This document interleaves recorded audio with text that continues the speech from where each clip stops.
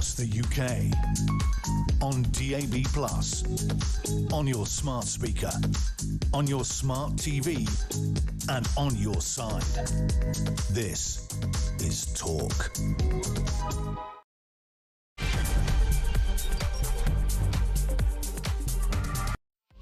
Scumbags, that's what you're not allowed to call people who are shoplifters. Do you know why? Because it's offensive. Have you ever heard such woke rubbish? Well, you're going to hear a lot more about it on this programme, because a police chief has said that we're not allowed to call shoplifters scumbags. Guess what? They are. We're also going to talk about Palestine Action and the fact that there are many protesters this weekend who are going to be in support of them. My question is, if you're in support of the Palestinian cause, which is fair enough, it's not my opinion, but it's the opinion of many other people, well, why can't you just do that? Why do you have to be in support of Palestine Action? Because you want to be arrested, and what should the consequence be for our already put upon police? Let us know your thoughts on all of that. Also, there are many other demonstrations around the country tonight. Let's hope they stay peaceful, and indeed across the weekend as well.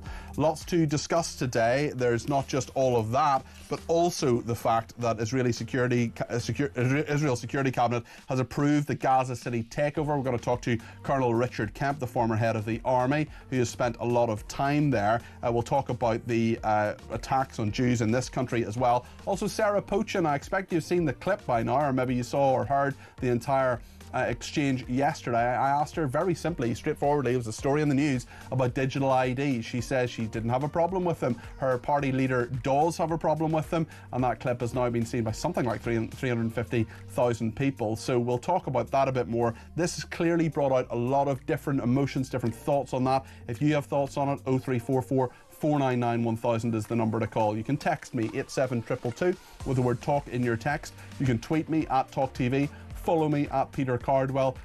Remember, you can send me a voice note, a WhatsApp text message, or give me a ring on 0344 499 1000. Plenty to discuss between now and 7 here on Talk Drive. Stay with us.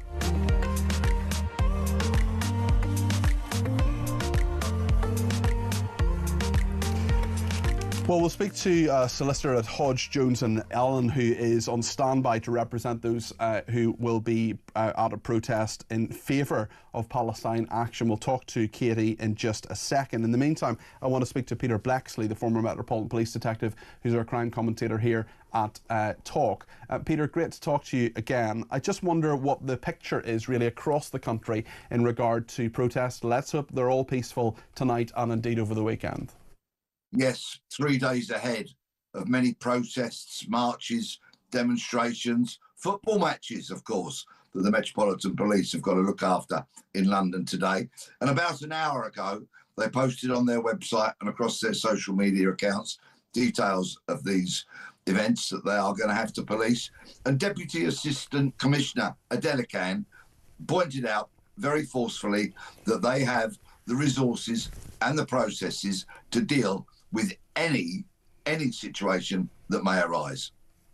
In terms of those levels of protests, obviously we're hearing about them right across the country. We're also hearing a warning to Palestine Action protesters. We'll charge you all with terror offences. Obviously it is now a prescribed group, and actually in terms of what the police have been saying, they have been, Commander Dominic Murphy, who's head of the Metropolitan Police's Counter-Terrorism Command, says anyone who displays support for Palestine Action, a prescribed organisation, is committing an offence under the Terrorism Act and can expect to be arrested and, as these charges show, will be investigated to the full extent of the law. That is a very stark warning to those people who are still intending on doing this. Yes, it is. Those charges that were brought this week against 3 people relate to, of course, the prescribing of Palestine Action, which came into law on the 5th of July this year. Now, there has been a challenge in the courts about that piece of legislation being enacted, and that's going to be heard apparently in September. But the police are not putting anything on hold here. They are going to act very decisively and forcefully if you display any kind of support for Palestine Action, if you express any support for Palestine Action at these events this weekend, you will find yourself arrested. Those were the very clear words from DAC Adela Khan. And he was also right to point out that if you get a conviction for a terrorist offence, this can have a huge impact on your life. Quite understandably, many people will not employ you if you have a terrorism conviction. And many countries will not allow you into those places if you have a terrorism conviction. So I would urge people to think long and hard about what they're going to do over this weekend, because if you go out there and deliberately express support for Palestine action, get yourself arrested and get a conviction, you are, quite frankly, stupid beyond compare. Do you think, Peter, that it's a good law to simply say that if you hold up a piece of paper saying I support Palestine action, that that in itself is something that's against terrorism legislation? Yes, I do.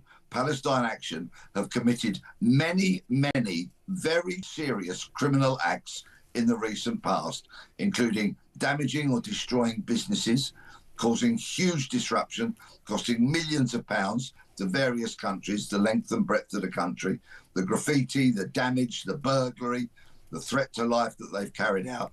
Also, of course, the events at RAF Bryce Norton recently, when they caused millions of pounds worth of damage to very important aeroplanes. Yes, they are now a terrorist organisation, and if you go out on the streets and express support for them, you will rightfully get your collar felt, and I fully support that. Peter, just before you go, can I ask you about the story about a shop owner was told by police that his sign about scumbag shoplifters had caused offence. We don't want to offend anybody. God forbid anybody be offended, Peter. Rob Davies, who runs a retro shop in Wrexham in North Wales, put up notices around his shop to inform customers that cabinets were locked due to problems with shoplifting. His homemade notice stated, due to scumbag shoplifting, please ask for assistance to open cabinets. But police attended the shop and told them that someone had complained that the signs had caused offence and asked them to take the signs down.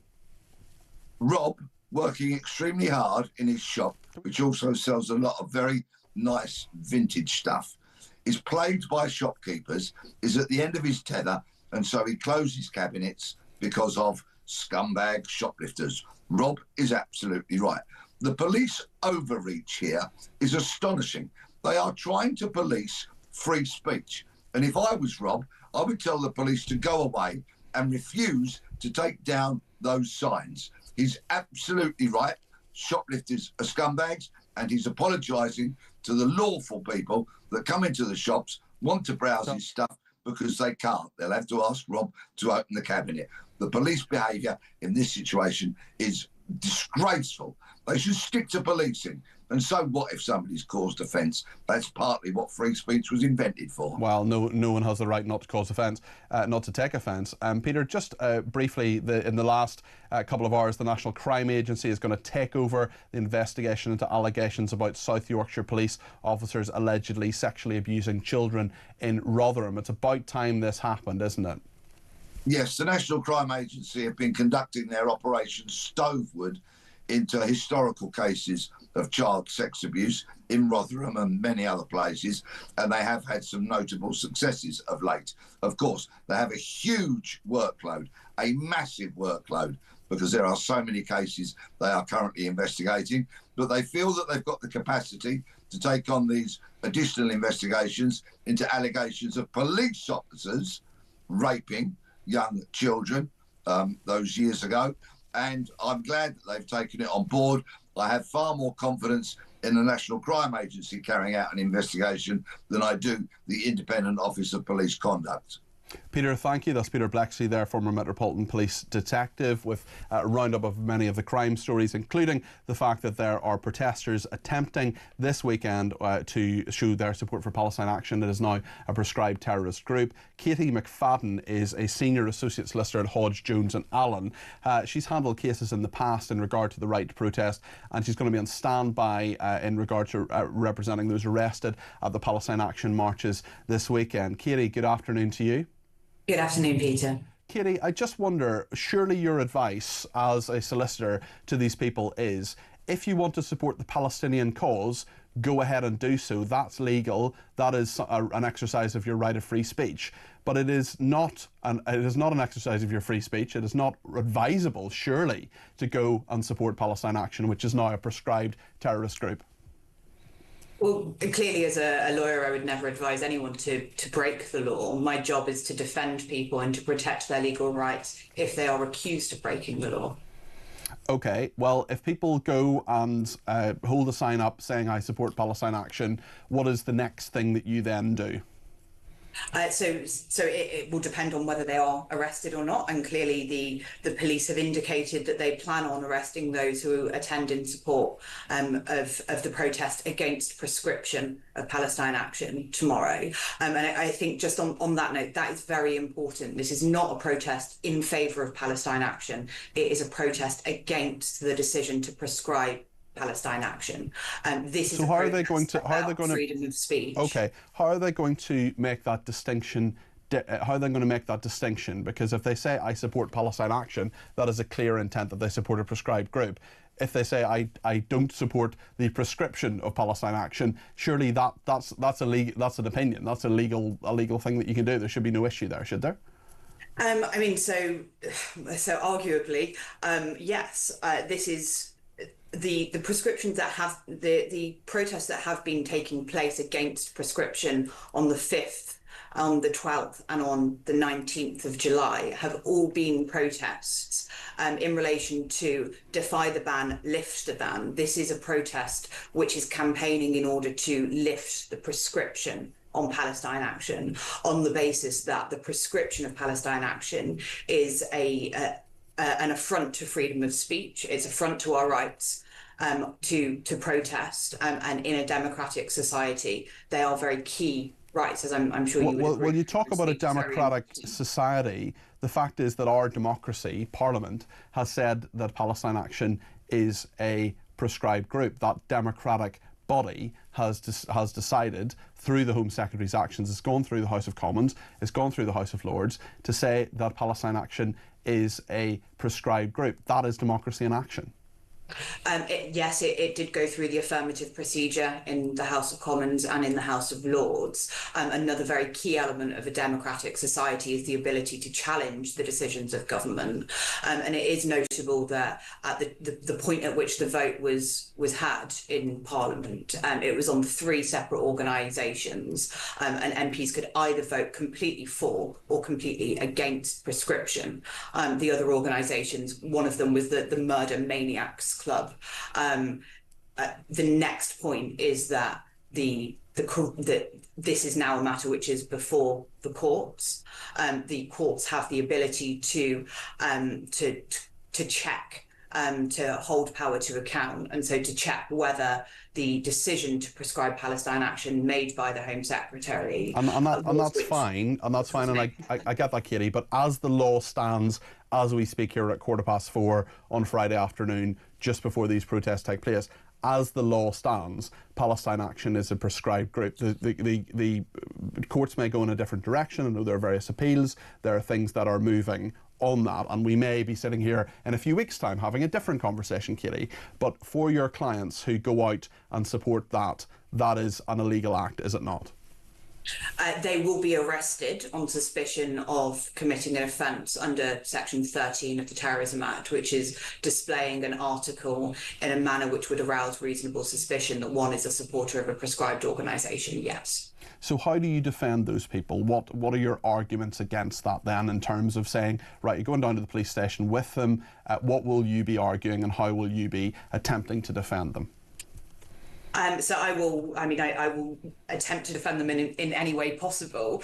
This is something that the legal arguments will be something that would not be appropriate to deal with at the police station stage. Sure. Once people start to get charged and go through court, that's something that we will discuss in more detail. The difficulty with a lot of cases under the Terrorism Act is that, generally speaking, there's no mens rea, there's no mental element to an offence. It's strict liability. So just explain that to our viewers and listeners who may not understand that.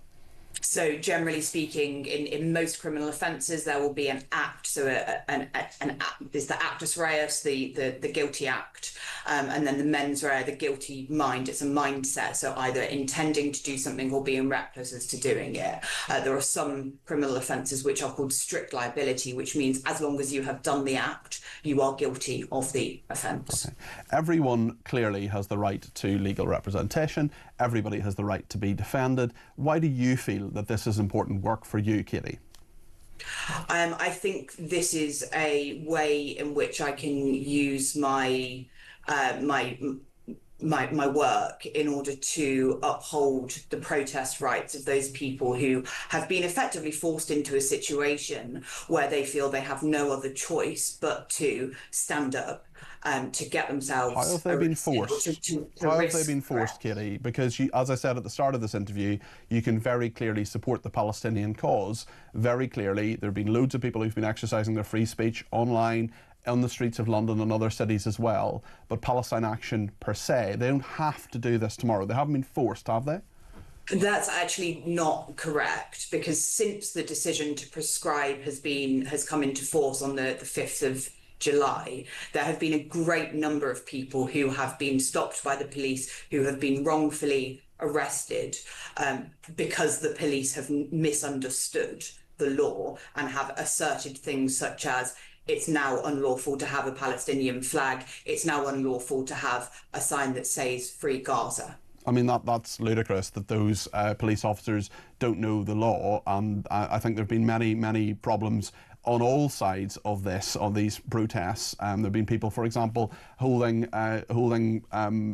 placards supporting Hamas and Hezbollah who haven't been arrested, for example. But I'm interested in the word forced. You've used the word forced in saying that these people are forced to protest. Why do you believe that's the case?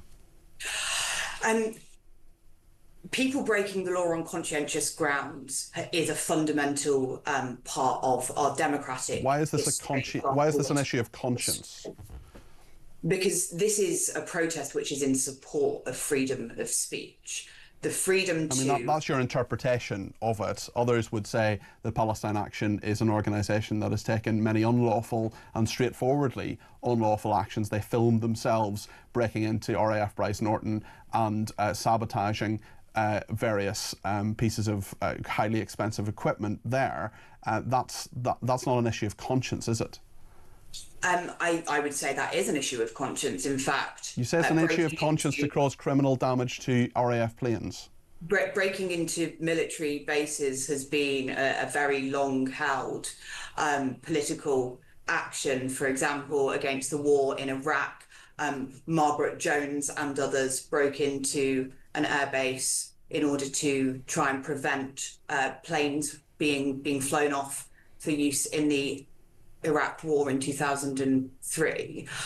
In fact, in that case went all the way to the Supreme Court and it's one of the most important, the judgment in that case established one of the most important legal principles in protest law, which is about the right to act in civil disobedience, about the conscientious motivations of protesters being... So is your position, Katie, then that, I don't want to put words in your mouth, but is your position then the Palestine Action are being civilly disobedient rather than breaking the law in general? I think that breaking the law and civil disobedience often go hand in hand, but again, the actions of those who break the law are often vindicated by history.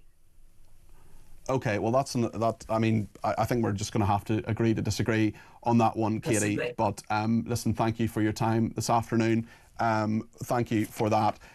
We'll talk to Julia Atherley, the Home Affairs correspondent of The Sun, in a second about 3 top hotels yards from Bournemouth Beach being used as migrant accommodation. Stay with us.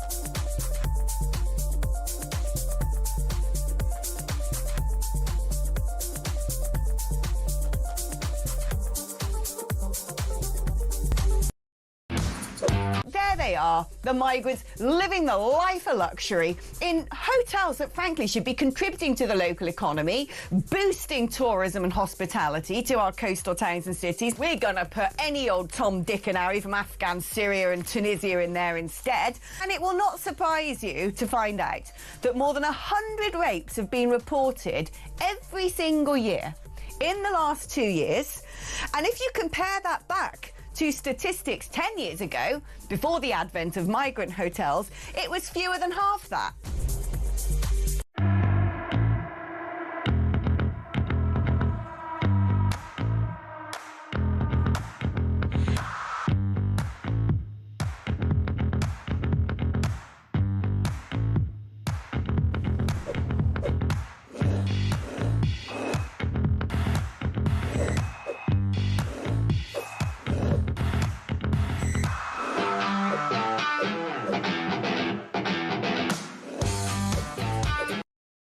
Across the UK, on DAB+, on your smart speaker, on your smart TV, and on your side. This is Talk.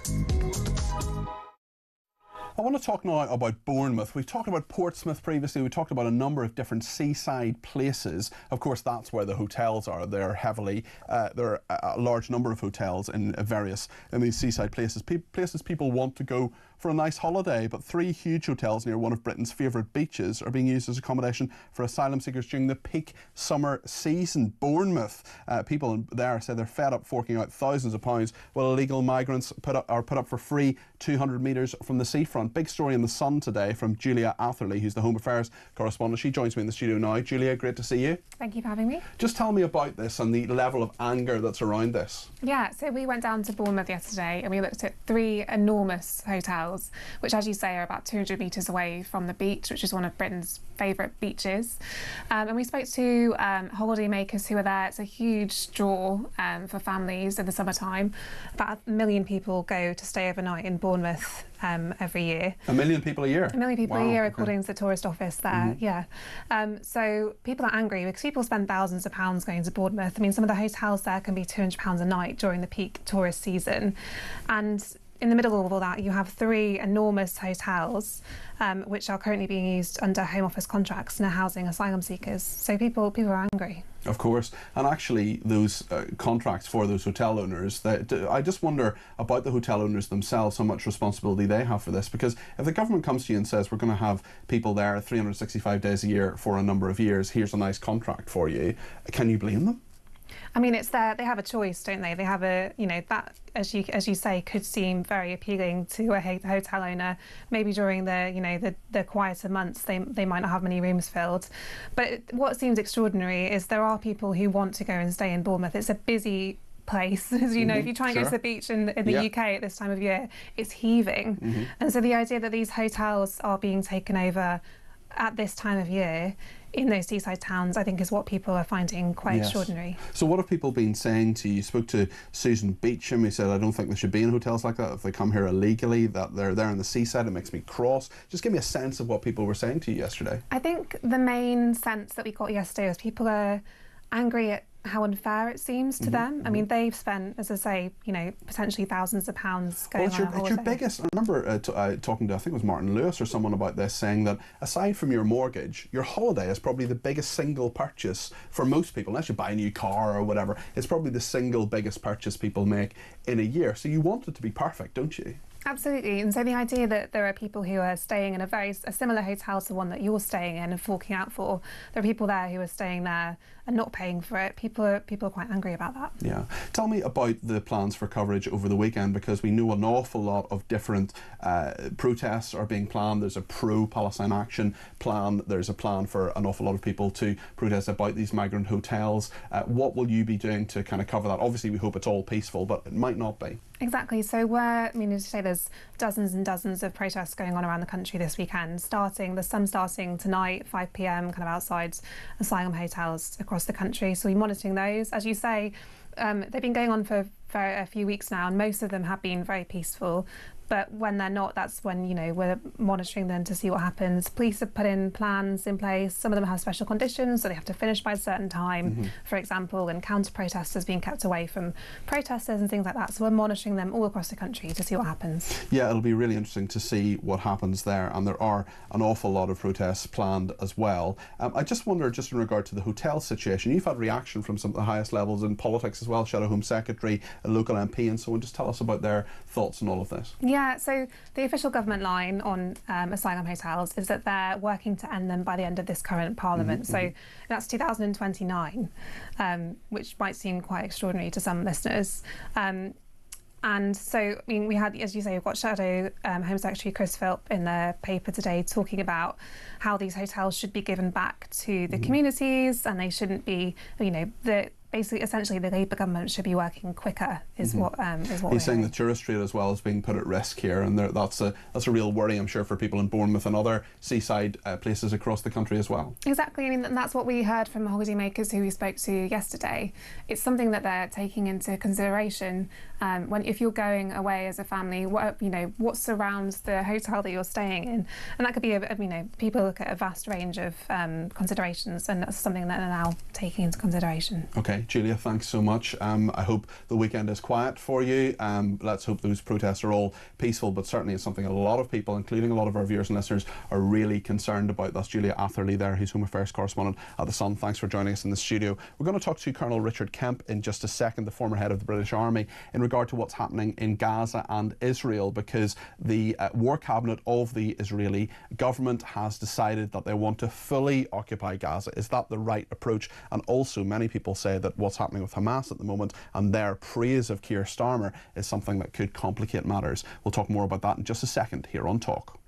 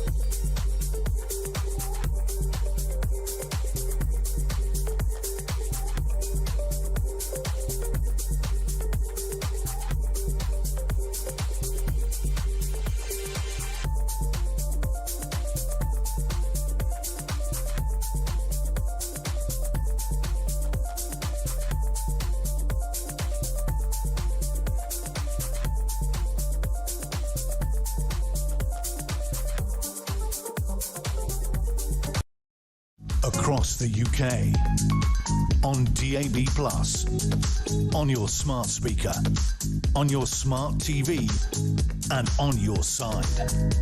This is Talk. Let's talk now about the Middle East. It was even before the War Cabinet in Israel got together that an interview was given by the Prime Minister Benjamin Netanyahu to Fox News. Let's just remind ourselves what he said yesterday about Israel's plan to take full control of Gaza. You will go immediately into a meeting with your security cabinet. Will Israel take control of all of Gaza? We intend to, in order to assure our security, remove Hamas there, enable the population to be free of Gaza, and to pass it to civilian governance. That is not Hamas and not anyone advocating the destruction of Israel. That's what we want to do. We want to liberate ourselves and liberate the people of Gaza from the awful terror of Hamas. Benjamin Netanyahu there speaking to Fox News. Well, Colonel Richard Kemp is the former British Army commander. He spent lots of time in the Middle East, including in Gaza in recent days. Richard, good afternoon. Good afternoon. Tell me your thoughts on this. You've written an article saying that Israel has little choice but to occupy Gaza. Why do you believe that is the case? Well, Israel's legitimate declared war aim is to eliminate Hamas, to prevent it from continuing to represent a threat to Israel, and to prevent it from maintaining its own control over Gaza in case it rebuilds itself. And the only way of doing that, really, there's only two options in my understanding. One is that Hamas negotiates and agrees to stand down, which appears extremely unlikely. The other way is to force it to do so by military action. And the remainder of Gaza, the 25% that the IDF don't control at the moment, is where Hamas mostly is. And so they have to go into the rest of Gaza to deal with them. It's not really an option, in my opinion. It may not be desirable from the point of view of many world leaders, but people like Keir Starmer who say we must have a ceasefire now. They're talking to Israel. What is Israel supposed to do? Declare a unilateral ceasefire and pull its troops out of Gaza? In other words, to surrender? That's not going to happen. And we know that Hamas are not going to do that either. I just wonder, it's not just world leaders though, is it? It's certainly that there's about 75% of the Israeli public who want the war to end. They are critical. We saw protests, including some of the hostage families, in regard to Netanyahu's course of action here. There are many reservists who say they're exhausted, they want to get back to their normal life. What would you say to them, Richard, and what do you think the arguments are from Netanyahu's perspective? Because he's not just internationally isolated, he's also isolated to some degree in his own country as well, isn't he? Well, I think 100% of Israelis want to end the war, but the majority, certainly by my understanding, the majority want Hamas defeated as well. And the two things are contradictory, if you like. Obviously, the war will end at some point, but not until Hamas is eliminated. There is, of course, division in the in Israel between those people who think that the only thing that we need to do is get the hostages back, which is understandable. Many hostage families feel that way, I'm sure. And others who say, well, of course, it's a priority to get the hostages back, but we've also got to eliminate Hamas to prevent another 7th of October. So I think there is that kind of division. But I certainly wouldn't agree with your characterization. I know I've heard this many times in the last few days that Netanyahu is isolated within Israel. By my understanding, I've been there many times, including quite recently, my understanding is that the majority of Israelis are right behind what he's doing in this war. It's very good to put, because he's kind of demonized in the Western world, and people like Keir Starmer are always saying, well, this is Netanyahu's war. Although we've seen many senior military leaders, including former heads of Mossad, Shin Bet, the IDF, for example, disagreeing with his plans. That is something which it cannot be easy for any leader of any country to have such senior people and former people as well in senior roles disagreeing with his plan. Absolutely, and I can understand that. And the Chief of Staff, for example, the Chief of Staff of the IDF was publicly said to have had severe disagreement with Netanyahu on this issue, on continuing the war or not.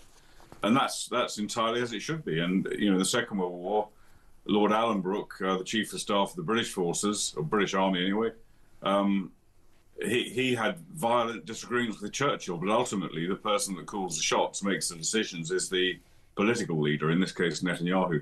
It's unfortunate, I think, that those arguments within the Israeli hierarchy were not kept behind closed doors, because that doesn't help anybody apart from Israel's enemies. And the other thing not to forget is that I haven't seen I've seen the letter you mentioned. I haven't read all the names on it, but a lot of the people who put their name to that letter and other similar letters in the past, for them it's political. In many cases, it's a political. There's many people who want to see a change of government in Israel, and they will use this as a weapon to do so. But I would still say, notwithstanding that, I would still say the majority of Israelis are right behind what Netanyahu is trying to do here and have been since the beginning of the war. How do you see this playing out militarily? You're a great military expert, one of the greatest living military experts that we have in this country. Tell us, Richard, how you think what will happen if, first of all, how realistic it is to take over all of Gaza, and of course Netanyahu telling us that he wants to hand over to a civilian administration. That in itself is an incredibly difficult thing, is it not? How do you find people who are capable of governing Gaza who are not in any way associated with Hamas terrorists? Well, I certainly wouldn't say I'm one of the greatest living military experts in the country, but I'm grateful. Well, I would. Thank you, thank you. I think there's two possibilities here, as I see it, in this next phase. First is that Hamas recognise that they are finished with increased Israeli resolve and determination, and even the commencement of this operation. They then see they're finished and try and find a way out. I don't think it's necessarily very likely, but it could happen. And you know, all sorts of options exist, including the leadership of Hamas being exiled to a different country, which has happened in the past with Palestinian terrorist groups. That's a possibility, and that would obviously be highly desirable because it would probably bring an end to hostilities. Assuming that's not the case, then Israel presses ahead, and Israel continues to eliminate Hamas, what's left of it. There's not a lot left of it. It's not going to be an easy job, and it's not going to be over very quickly. It could take many weeks to achieve that, I think, and a lot of bloodshed in the process. But subsequent to that, assuming Hamas is eliminated, and that doesn't mean every single one of them killed, but they get to the point where there's no longer any point in fighting because there's too few left.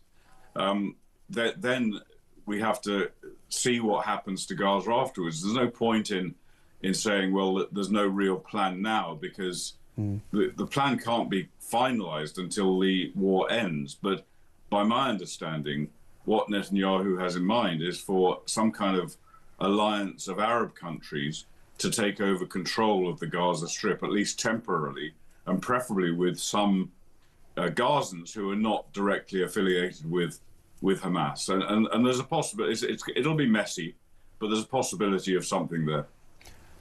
I wonder as well, one thing we haven't really talked about is the humanitarian aspect of this. Surely good military and frankly PR strategy for Israel would be to flood the Gaza Strip with loads of food to make sure that everybody is fed very, very well, that they have the correct number of calories, they have as good a life as they can in the horrible conditions that are there in a state of war, let's remember, and then say stop Hamas using food as a weapon, and any excuse that people would have for support for Hamas, who are of course controlling a lot of the food as well, despite the best efforts of both the UN and the Gaza Humanitarian Foundation. Yeah, you're absolutely right. That's exactly what's needed. And I have no doubt that that's part of this new plan that's going to be put into effect sometime in the near future. The difficulty has been up till now has not been a shortage of food inside Gaza. There's plenty of food inside Gaza. And we've seen, I don't know if you've seen it, but I've certainly seen imagery of piles and piles of food. It's the distribution, isn't it? It is the distribution. And so much, I think the UN even admitted themselves that something like 87% or thereabouts of the food that they have attempted to distribute inside Gaza has been hijacked and looted and sold on the black market and used by Hamas to control the population, used to feed their own fat terrorists. That's been the reality, and the Israeli and American attempt to prevent that by a thing called the Gaza Humanitarian Foundation, which gets aid directly to the civilian population without it falling into the hands of Hamas, has been roundly criticized, including by the United Nations, of course, by Hamas. Well, there have been deaths and people have been shot. Who do you think is shooting those people? Do you think it's the Israelis? Do you think it's Hamas? What is happening there? Well, there have been people have been shot in and around various aid distribution sites, including UN aid distribution sites, not just the Gaza Humanitarian Foundation. Now, I don't know the reality of it, and I don't think anyone knows the reality of it. But my guess is that it may be that the IDF have shot some people, and that would have been done by my understanding of the IDF. I didn't see it myself. I haven't seen it myself. That would have been done if large crowds of people had threatened IDF soldiers themselves, and then their normal recourse is firing warning shots. So in some occasions, it may be that civilians were killed. I would say that if civilians have been killed in large numbers, it would have been by Hamas or other terrorists, because it's in their interest. It's in their interest to disrupt this aid supply. It certainly is not in the IDF's interests to disrupt the aid supply. So I re-emphasize, I don't know the facts, I don't know the details, but my guess, based on my understanding of both sides, is that the most likely culprit for those sort of shootings is going to be Hamas. Well, earlier the Foreign Secretary David Lammy and the Vice President of the United States J.D. Vance met in Kent at Chevening, which is the Foreign Secretary's official residence. Well, J.D. Vance spoke about this issue of recognising a Palestinian state. Let's see what he had to say, and then I'll get Richard's reaction. We have no plans to recognize a Palestinian state. I don't know what it would mean to really recognize a Palestinian state, given the lack of a functional government there.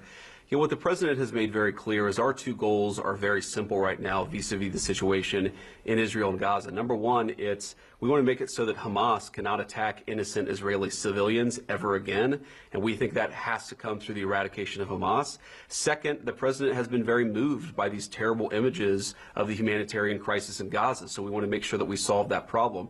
I think all of us can work on how to solve that problem. Obviously, it's not an easy problem to solve, or it would have already been dealt with, but we share, I think, that focus and that goal.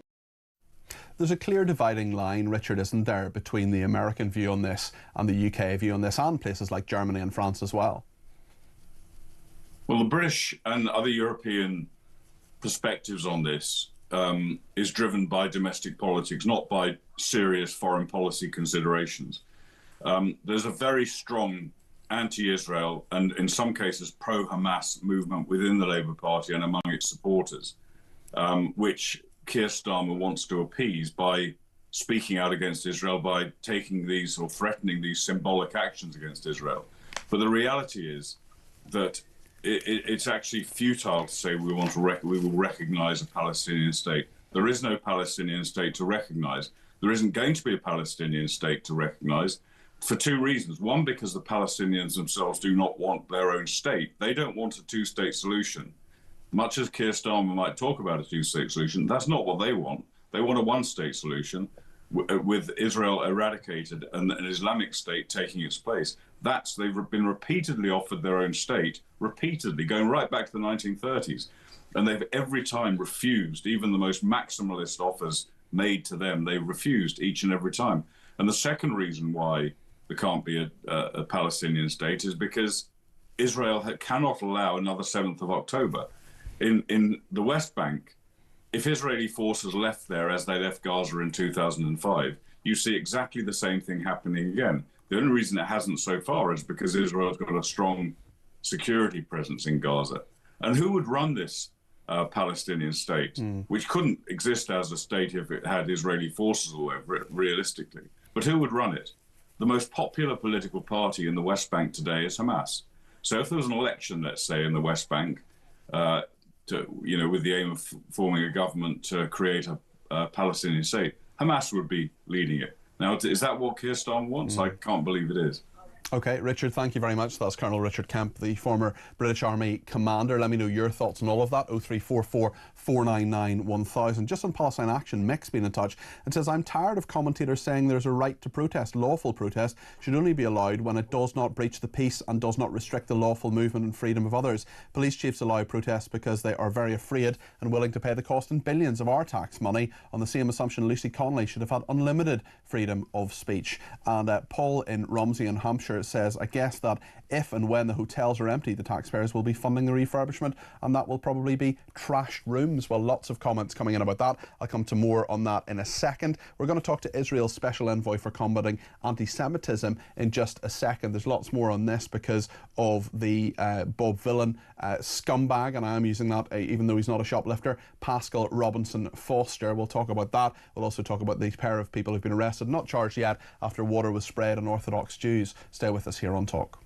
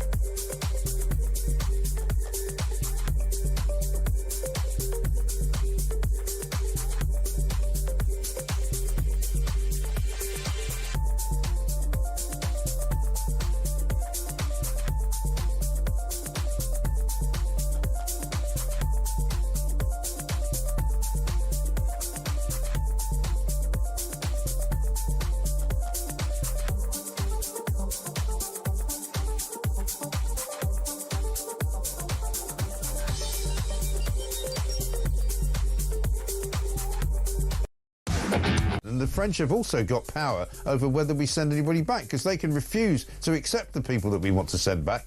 And in any event, if we do send them back, they will send us somebody in return. So yeah, it's not...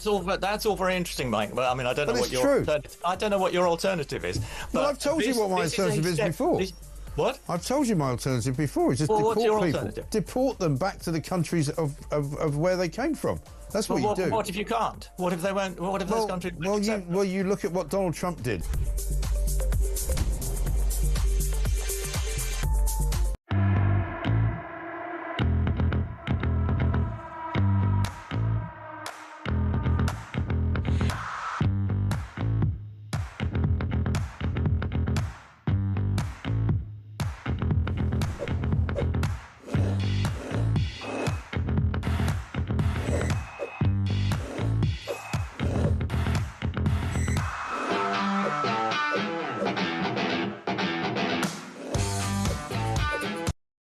Across the UK, on DAB+, on your smart speaker, on your smart TV, and on your side. This is Talk. Well, thanks so much for your company this afternoon. Michal Kotler-Wunsch is with me. She is Israel's Special Envoy for Combating Anti-Semitism. You're very welcome in the studio. I wonder what you make. We've been talking to Colonel Richard Kemp, the former head of the army here in the UK. He's visited Gaza on many occasions, knows a lot about the Middle East. What is there is a clear link in my mind anyway, but I'm very interested from your position of expertise in regard to the links between the anti-Semitic attacks we've seen here, for example, the pair that have been arrested after water was spread at Orthodox Jews yesterday, perhaps not the most serious thing, but nonetheless being treated very seriously, and rightly so, by the police in that area.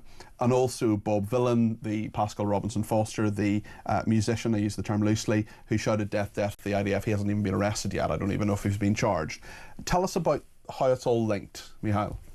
So, first of all, thank you for having me. And it's very, very important. I'm sure that Colonel Kemp spoke about the importance of understanding that Israel has actually been prevented from prosecuting the war that it needs to be prosecuting against genocidal terror. And simultaneously, I'll say, not just in response to the October 7th massacre, the brutal rape and burning alive and abduction of which 50 human beings remain languishing in the underground terror hell constructed by Hamas, but one genocidal terror proxy of the Islamic regime in Iran. But when we connect that to the tsunami of anti-Semitism, certainly that I've seen around the world in the past 22 months, and I'll say we've entered a new stage. You've mentioned some of its manifestations, including the concert. And by the way, it's not just the concert itself. It's the fact that the BBC continued actually enabling millions of viewers to be exposed to that blatant anti-Semitism. And of course... They kept it going for 40 minutes. 100%. So nobody pulling the plug. Let me ask a question in regard to that, because Gary Lineker, who you'll be familiar with the anti-Semitism accusations around him and what he retweeted, I do wonder what it is about anti-Semitism, what it is about Jews, that if Gary Lineker had tweeted something comparing women, black people, Muslims, gay people to rats, his feet would not have touched the ground. He would be in the unemployment queue. What is it about anti-Semitism, do you think, that somehow is acceptable to many people? So the devastating piece is, of course, what you've just said, that it becomes acceptable, or as I said, has become normalized. And that is the reality that we are seeing around the world. And the understanding that anti-Semitism, in the words of the late chief rabbi of the UK, explaining that anti-Semitism is the most ancient virus in the world that mutates by latching onto the guiding social construct of each time, religion, science, and the secular religion of our times, if you will, human rights. And that is precisely what enables it to predict or be the most reliable sign of a rising threat to humanity and freedom and the dignity of difference for all. Because you have just actually hit the nail on the head with the good old double standards that enable anti-Semitism, where any other group or minority would be the target of that kind of hate, and there would not, as you said, be an acceptability or normalization of it.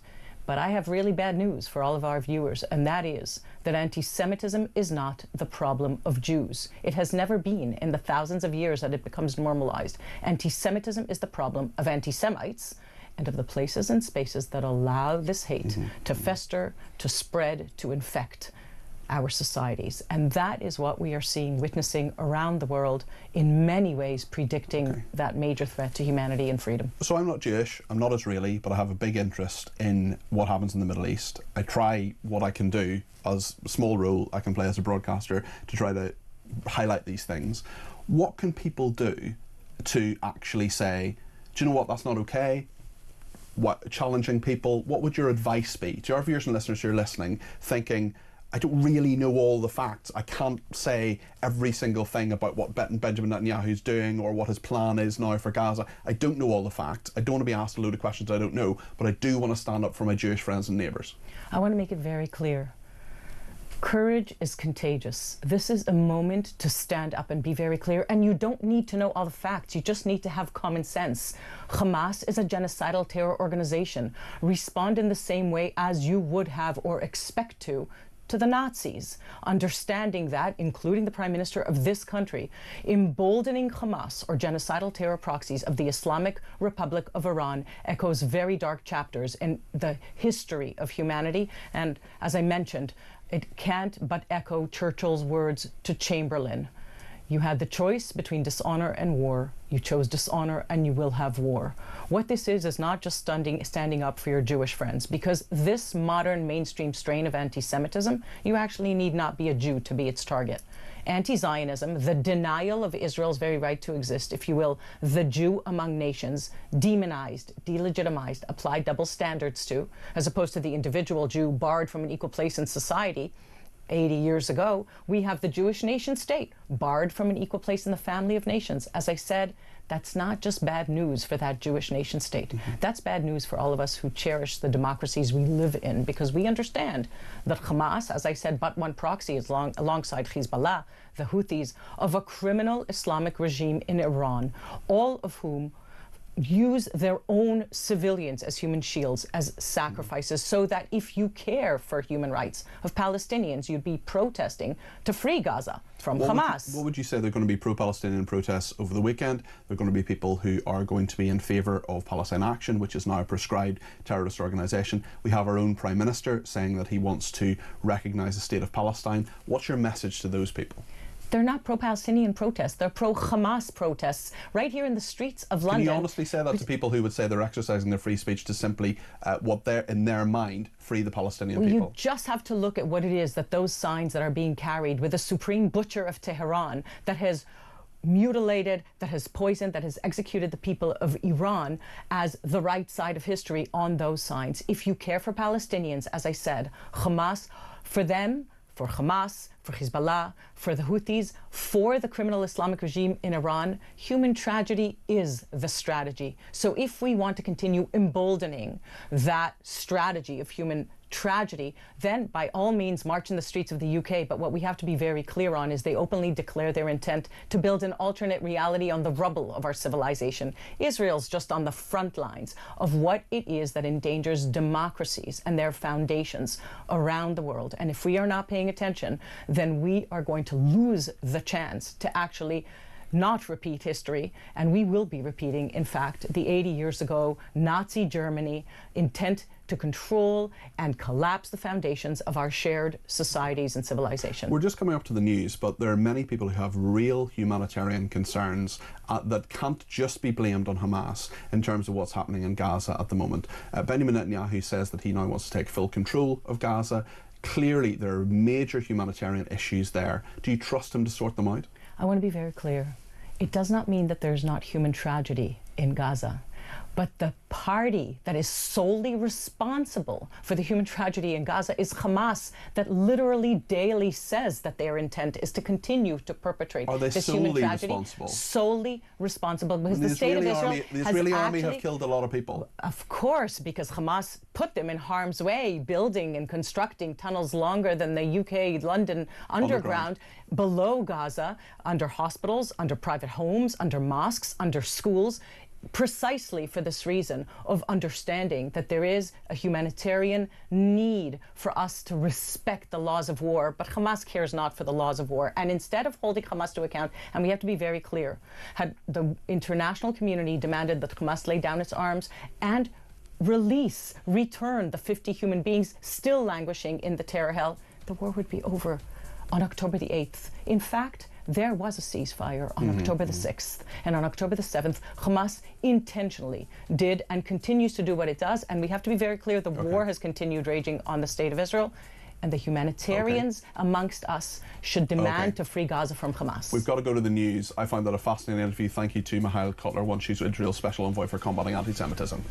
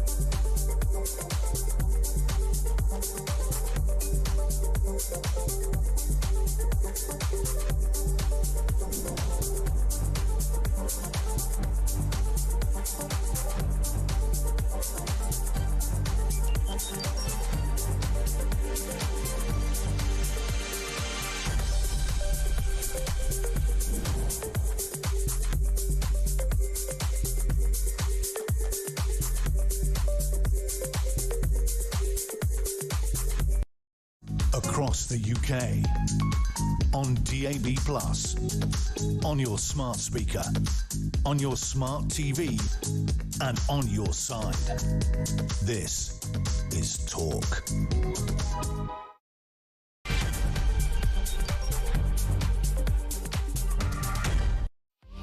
Good evening, this is Talk Drive. I'm Peter Cardwell. Thank you so much for your company this Friday evening. Loads to report. And the great news is that Ryan, the producer, has got the guy who runs the music shop in Wrexham, who called the people scumbags, the shoplifter scumbags. So Ryan's done that. 5:45, we're going to talk to him. Can't wait. He's called people scumbags and he's been told that he has to remove his signs because that's offensive. Well, we'll talk to him about the problem of shoplifting in his store and the fact that so many small businessmen and women are dealing with this. Shoplifting, is it being taken seriously enough by the police? Also, Sarah Pochin, the Reform UK MP, spoke to us yesterday. It's hard to believe it was over 24 hours ago. The ramifications are still being felt. We've got quite a number of messages about that, and we're going to have a debate about what she was talking about, digital ID. I asked her, how do you feel about digital ID? She said she had no problem with it. That was her personal opinion. But Nigel Farage says party policy is something different. Lots of people quite annoyed about that. I wonder what you think. 0344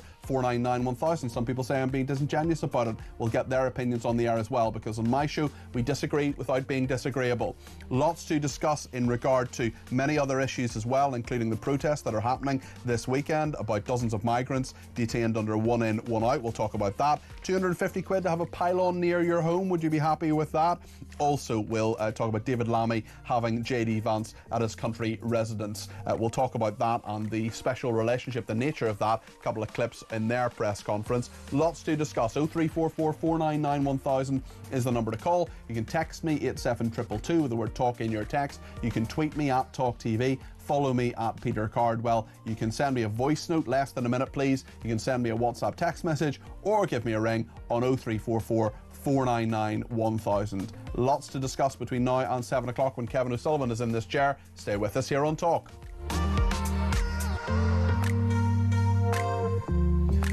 Should say as well, I'm back tomorrow and on Sunday between 10 and 1. Plenty to discuss then as well. Lorraine has been in touch, and this was a wee while ago because we're talking about the Sarah Puchin story now, and we're going to replay the clip about Sarah Puchin in just a second, but I want to let Lorraine have her say. Lorraine has been in touch on a number of different occasions. I always respect what you say, Lorraine. She says, Peter, can you stop spinning a story? Sarah Puchin made it abundantly clear she was giving a personal opinion and she was not sure about reform's policy, which she would discuss with Nigel Farage. She was honest, not like Starmer, who lies when his mouth moves. She did not at any point say she disagreed with reform or Nigel Farage. Please, I really respect your broadcast, but I don't think you were fair. Well, Lorraine, I'm sorry that you feel that way. I suppose the point is that she does disagree with Nigel Farage and she does disagree with reform's policy, because Nigel Farage says that he is against digital IDs. She says, yeah, it's her personal opinion. I get that. It's not the opinion of the party. She didn't know what that was. And actually, fair dues to Sarah Puchin for actually fronting up and saying, do you know what, I actually don't know the answer to that question.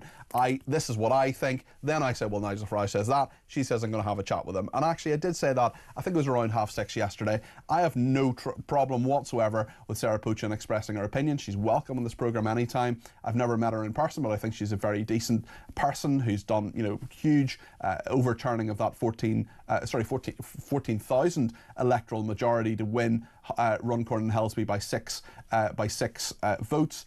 She did very, very well to do that. And she has a difference of opinion with her party leader. That's fine, but there are a lot of people who feel very, very strongly about this issue. Not so much about that difference of opinion, but about the issue itself. So we're going to talk about that now. We're going to get into the issue in just a second, but I want to read out a couple more messages, including from Brad in Cambridge, who says, I think Sarah Puchin's comment is a positive for reform. She absolutely didn't go against party policy, as has been reported. She just said that she wouldn't personally be bothered if ID cards were introduced. That is honesty, says Brad in Cambridge. So Brad and Lorraine, I hope we're basically on the same page in this one. I don't want to be unfair to Sarah Puchin, who I do respect as a parliamentarian, and believe me, it's not every parliamentarian I respect. I wouldn't like to say any names of anyone I don't respect. David Lammy. Oh, did that slip out? Apologies for that. Well, yesterday the Reform UK MP Sarah Puchin appeared on this show. I asked her what her view would be on digital ID being introduced in the UK. This is what she said. What about what Chris Philp is now saying, the Shadow Home Secretary, on ID cards? What do you feel about ID cards, digital ID cards? Is that something that Reform UK would support? Well, look, I personally don't have a problem with an ID card. I don't see what the issue is. Most of our information now is on our smartphones anyway. Can we trust the system, though? Well, what more, how much more could we be at risk? As I say, all of our information is out there in a cloud, in the ether, whatever you want to call it. It's all available, isn't it? We can all be tracked now if somebody wants to track us. Oh, apart from illegal asylum seekers coming in. Your party leader, Nigel Farage, says he's against them. So you're for them, but he's against them. Look, I'm just saying that personally, I don't have a problem with it. What's the Reform Party policy on it? Your leader seems to be saying one thing, you seem to be saying something else, Sarah. I don't think we have a clear policy at the moment. If we do, then I don't know what it is. But the point is I'm giving you my opinion. Sure. Nigel might have a different opinion, and when I chat to him next, I'll bring it up and see what the right thing to, not what we are saying. Sure. But I'm just giving you my opinion. Yep. I don't have a problem with it. I think it's got to come. And what I would say about ID cards is it will identify people that are coming in illegally, and if we took their DNA and if we did the facial recognition at places like Marston, the place in Kent where they all pass through, then we'd have a much better track on people in the community being dispersed through houses of multiple occupation, such that when crimes are committed, sexual attacks on women take place, we can track down these individuals. So, you know what, personally, I don't have a problem with it. That's Sarah Puchin there, the Reform UK MP. As I say, I'm less concerned about the political row or any internal machinations in Reform UK. Sarah gave her opinion. That's absolutely fine. She's welcome in this programme anytime. She's a valued contributor. In fact, I think she might be on at some stage over the weekend on Alex Phillips's show, so we can hear more from her then, which is great. But on the issue itself with ID cards, loads of people have been getting in touch. You've been contacting me on Twitter. You've been contacting the station. What do you think about, sorry, I should be precise, ID cards is a bit different from digital ID. They're both forms of ID, but they're a little bit different from one another. Well, Jasleen Shagar is with me now. She's spokeswoman for Big Brother Watch. And Alexander Assad is Director of Government Innovation Policy at the Tony Blair Institute for Global Change. Alexander, maybe I'll start with you actually, because we often remember it was about 20 years ago that when Tony Blair was Prime Minister, that he was talking about ID cards themselves. Digital ID, of course, is an updated view of that. Why do you think that it's something that could work, that could perhaps keep us safer as a society? I agree with you completely. A lot has changed since we started the conversation about ID cards, and digital ID is much more than that. So not only does it help us prove that we are who we are, which we do all the time, by the way, in society, it's a fundamental part of life. It also helps us to demonstrate that certain things about us are true in ways that are actually much more secure than the current ways of proving identity or proving things about ourselves, such as age. So, for example, if I'm down at the pub buying a pint and someone asks to see proof of age, which hasn't happened for a while now, at the current system, I would have to show them my driving license or my passport. They see my place of birth, my date of birth, lots of stuff they have no business knowing. With digital ID, they just see this person is over 18, they're good to go, and I have my pint. But the point, Alexander, is it not? That's just not you saying, I'm over 18, here's a way to prove it. It's also, it's putting all the information together like a digital ID would. It's things that I'm worried about, like I don't really want my doctor knowing exactly what I buy in the shop, for example. And there are worries that if you put it all together, if you have this kind of metadata, for example, the doctor will say, well, I saw on Thursday before this appointment you had, 3 bags of crisps, and that is really bad for you and you shouldn't be doing that. And actually, it's not just recommendations, but also given what happened during the COVID lockdowns, for example, given the way that our lives were controlled, that people worry that this is actually about control, that this metadata will go in and that the government, maybe not this one, but another one perhaps, might actually tell us how to live our lives. Do you understand the concerns around that? I absolutely 100% understand the concerns. What I would say that where it is about control, it's actually about citizens yourself exercising much greater control over your own data.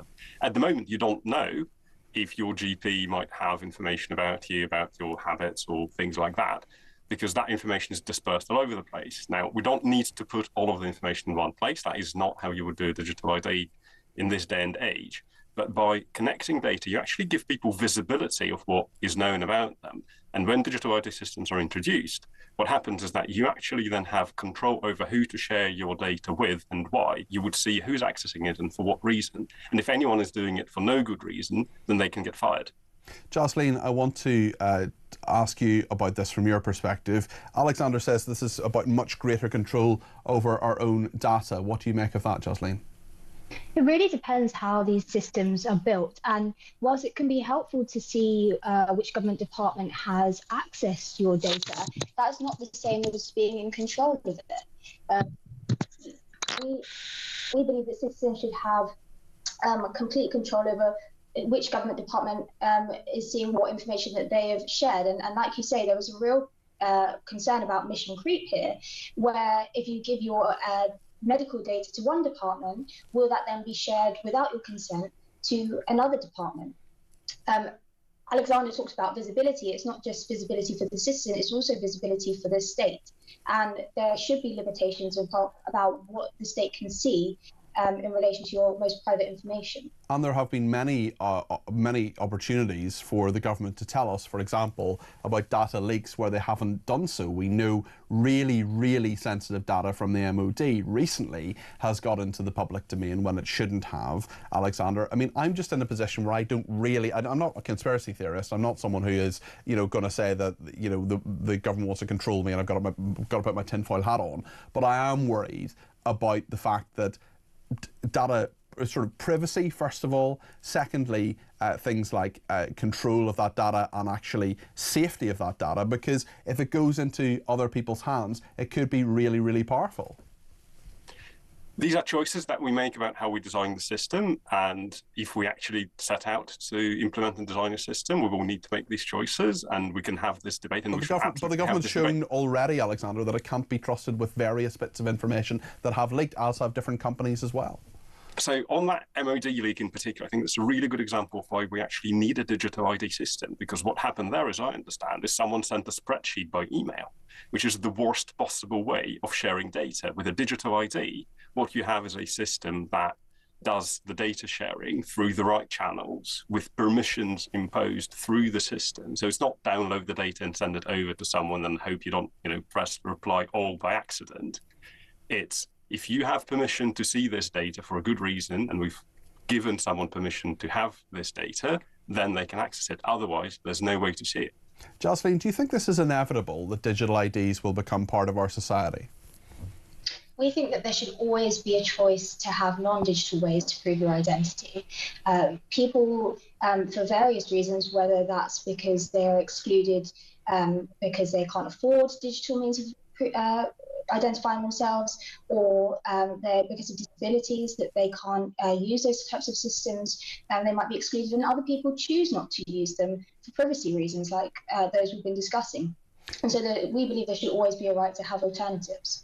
Do you think that right will always remain, especially as people get older? And I mean, I'm not saying for a second that there aren't many older people who can use technology very, very well, but there are some, quite a number of older people in my life, for example, who really struggle with digital things, and maybe it's something for the younger generation to sort of push through. Maybe we'll just accept this and say, well, it'll be the most normal thing that we do, especially now in the last few weeks. I know Peter Blexley was talking about, for example, previously about digital ID when it comes to things like accessing sites for over 18s.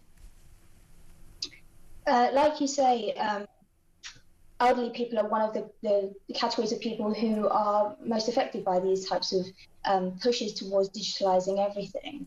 And digital inclusion means not just pushing everyone to get online, but making space for people who choose not to be there for the reasons that we've been discussing. Okay, thank you both very much. That's Alexander Ayasad he's Director of Government Innovation Policy at the Tony Blair Institute for Global Change, and Jocelyn Chagar, who is a spokeswoman for Big Brother Watch. Simon in Guildford has given me a ring at 0344 499 1000. Simon, what do you make of this? I think it's rather ridiculous from a security perspective. We're centralising all of our identifiable information. We do not want this. When the NHS gets hacked invariably, again, oh no, they have access to our digital ID, then they have access to absolutely everything. Then if we use it for possibly banking, then people can authenticate with it. Once it's been compromised, they can exfiltrate funds, which is not good. And it's also, if it's digital, you're likely going to have it on your phone. We have a problem at the moment with lots of authentication information being stored on our phone. Yeah. If an attack occurs, like recently, I've got a fake piece of malware sent by an anonymous number saying it's TikTok. If I download it, if it's a particularly malicious piece of software like Antidot, which is a recent piece of malware which has been going around, it can grant attackers remote access to my device. Yeah. And once they have that, and they have my digital ID, it makes banking fraud a lot easier. Well, I worry about this as well. I mean, to get into my work email, for example, I get a text message with a code on it, and that's the same with my banking, and that's fine. But what if I what if my phone's stolen? What if I can't get into my email to email people and say, don't, email my bank or talk to my bank, for example? Like, there's a lot of with phones being snatched is something we talked about earlier on in the week, Simon. And it's not just to ring people, it's not just to text people. It's because so much of it is on our phones, but we voluntarily put that on as well, Simon. So do we have a role in all of this? Do we need to actually say, hold on a second, maybe there are other ways to do things, to bank, to talk to people, to interact, and to prove our identity? Yeah, well, I think it's good to spread information, what you do on to different devices. For example, if you do all your banking, maybe you should have it just for your banking and digital ID, maybe on just a tablet you only use in your house for that. Sure. And it's also the problem of lots of companies now, they want you to authenticate using authenticator apps or codes they send to your phone. Yes. And we're using phones at the moment to be more secure, but it doesn't help when the government seems to be wanting to centralise all of our authentication information. It's a very fair point, Simon. You've clearly thought about this very deeply, and thank you for your thoughts on that. I appreciate that. Sean's been in touch and says, I believe the government wants digital ID to monitor and control our carbon footprint, says Sean in Bridlington. I think there's something in that, actually. You look at the social credit that is happening in China, and if they can say, well, science is settled on global warming, the science is settled on carbon footprints, we want to get to net zero, well, you can only take a few flights a year. That, I think, is when people will start to be very, very unhappy. They like the idea of all of this, but the practicality is not what, and we know, a lot of our viewers and listeners know the practicality of this just won't work. Angela says, I agree with Sarah Pochin on digital ID. The government can already track our minute by minute on our mobile phones. Sarah says, thank you for your support of the Jewish people. It's so appreciated. As a Jew, it's frightening what's happening in the UK and all over the world. This, I feel, has been enabled by the leaders, Starmer, Macron, Albanese in Australia, and Mark Carney in Canada. I don't think the Jewish people feel protected by the police and leaders in the UK. Not loud and strong enough. Thank you, says Sarah. Thank you for that. And we've got a voice note from Laura on anti-Semitism as well. And as a Christian with Jewish friends, I have to say that I will be marching with the campaign against anti-Semitism on Sunday, the 7th of September in London. It will be, from what I understand from all my Jewish friends who have marched before, incredibly peaceful, incredibly positive, and something that we can just do to say we stand with you. Because believe you me, the roughly 300,000 Jews who live in this country now, as opposed to the millions of people from other religions who want to get rid of them, feel really alone. And we have to really stand up for them, or we should hang our heads in shame. Agree with every single word of that, Laura. If I can, I will be at that protest myself, or that march, as you say, which is on the 7th of September. The details haven't been given yet, clearly because of security implications. I spoke to Steve Silverman about this previously I think he's from the Campaign Against Anti-Semitism off the top of my head, and certainly Steve is a great man who has done fantastic work in all of this, and I'm going to continue to talk about the hostages. I'm going to continue to talk about the Israel. I'm going to continue to talk about the humanitarian issues in Gaza, which I have been quite a lot. And I'm also going to talk about anti-Semitism in this country because it's a terrible, terrible thing. It's awful. It's the last acceptable form of prejudice against people, and it shouldn't be accepted. We need to do something about it. We need to stand up for our Jewish friends and neighbours who contribute a huge amount to this country. Laura, great voice note. Thank you for it. We're going to talk in just a second about dozens of migrants detained under the one-in, one-out deal with France. Is that actually going to work? Is it going to sort out the small boats aspect? We'll talk to Dr. Chelvin about that. He's always an interesting interview. Stay with us.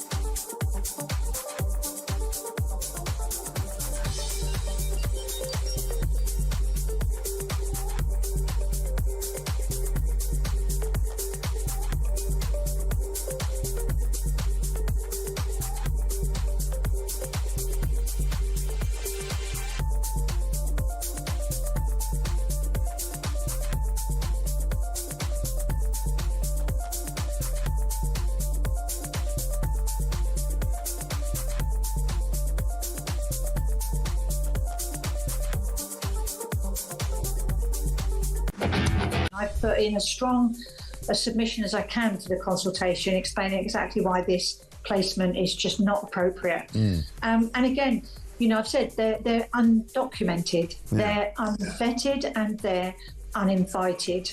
You know, but when you've got, you know, a Lib Dem councillor who has an outburst at full council and says, I'm fed up with people calling these people illegal. Well, Mike, what are they? Well, they are illegal. Illegal. Well, even Keir Starmer's come around to that.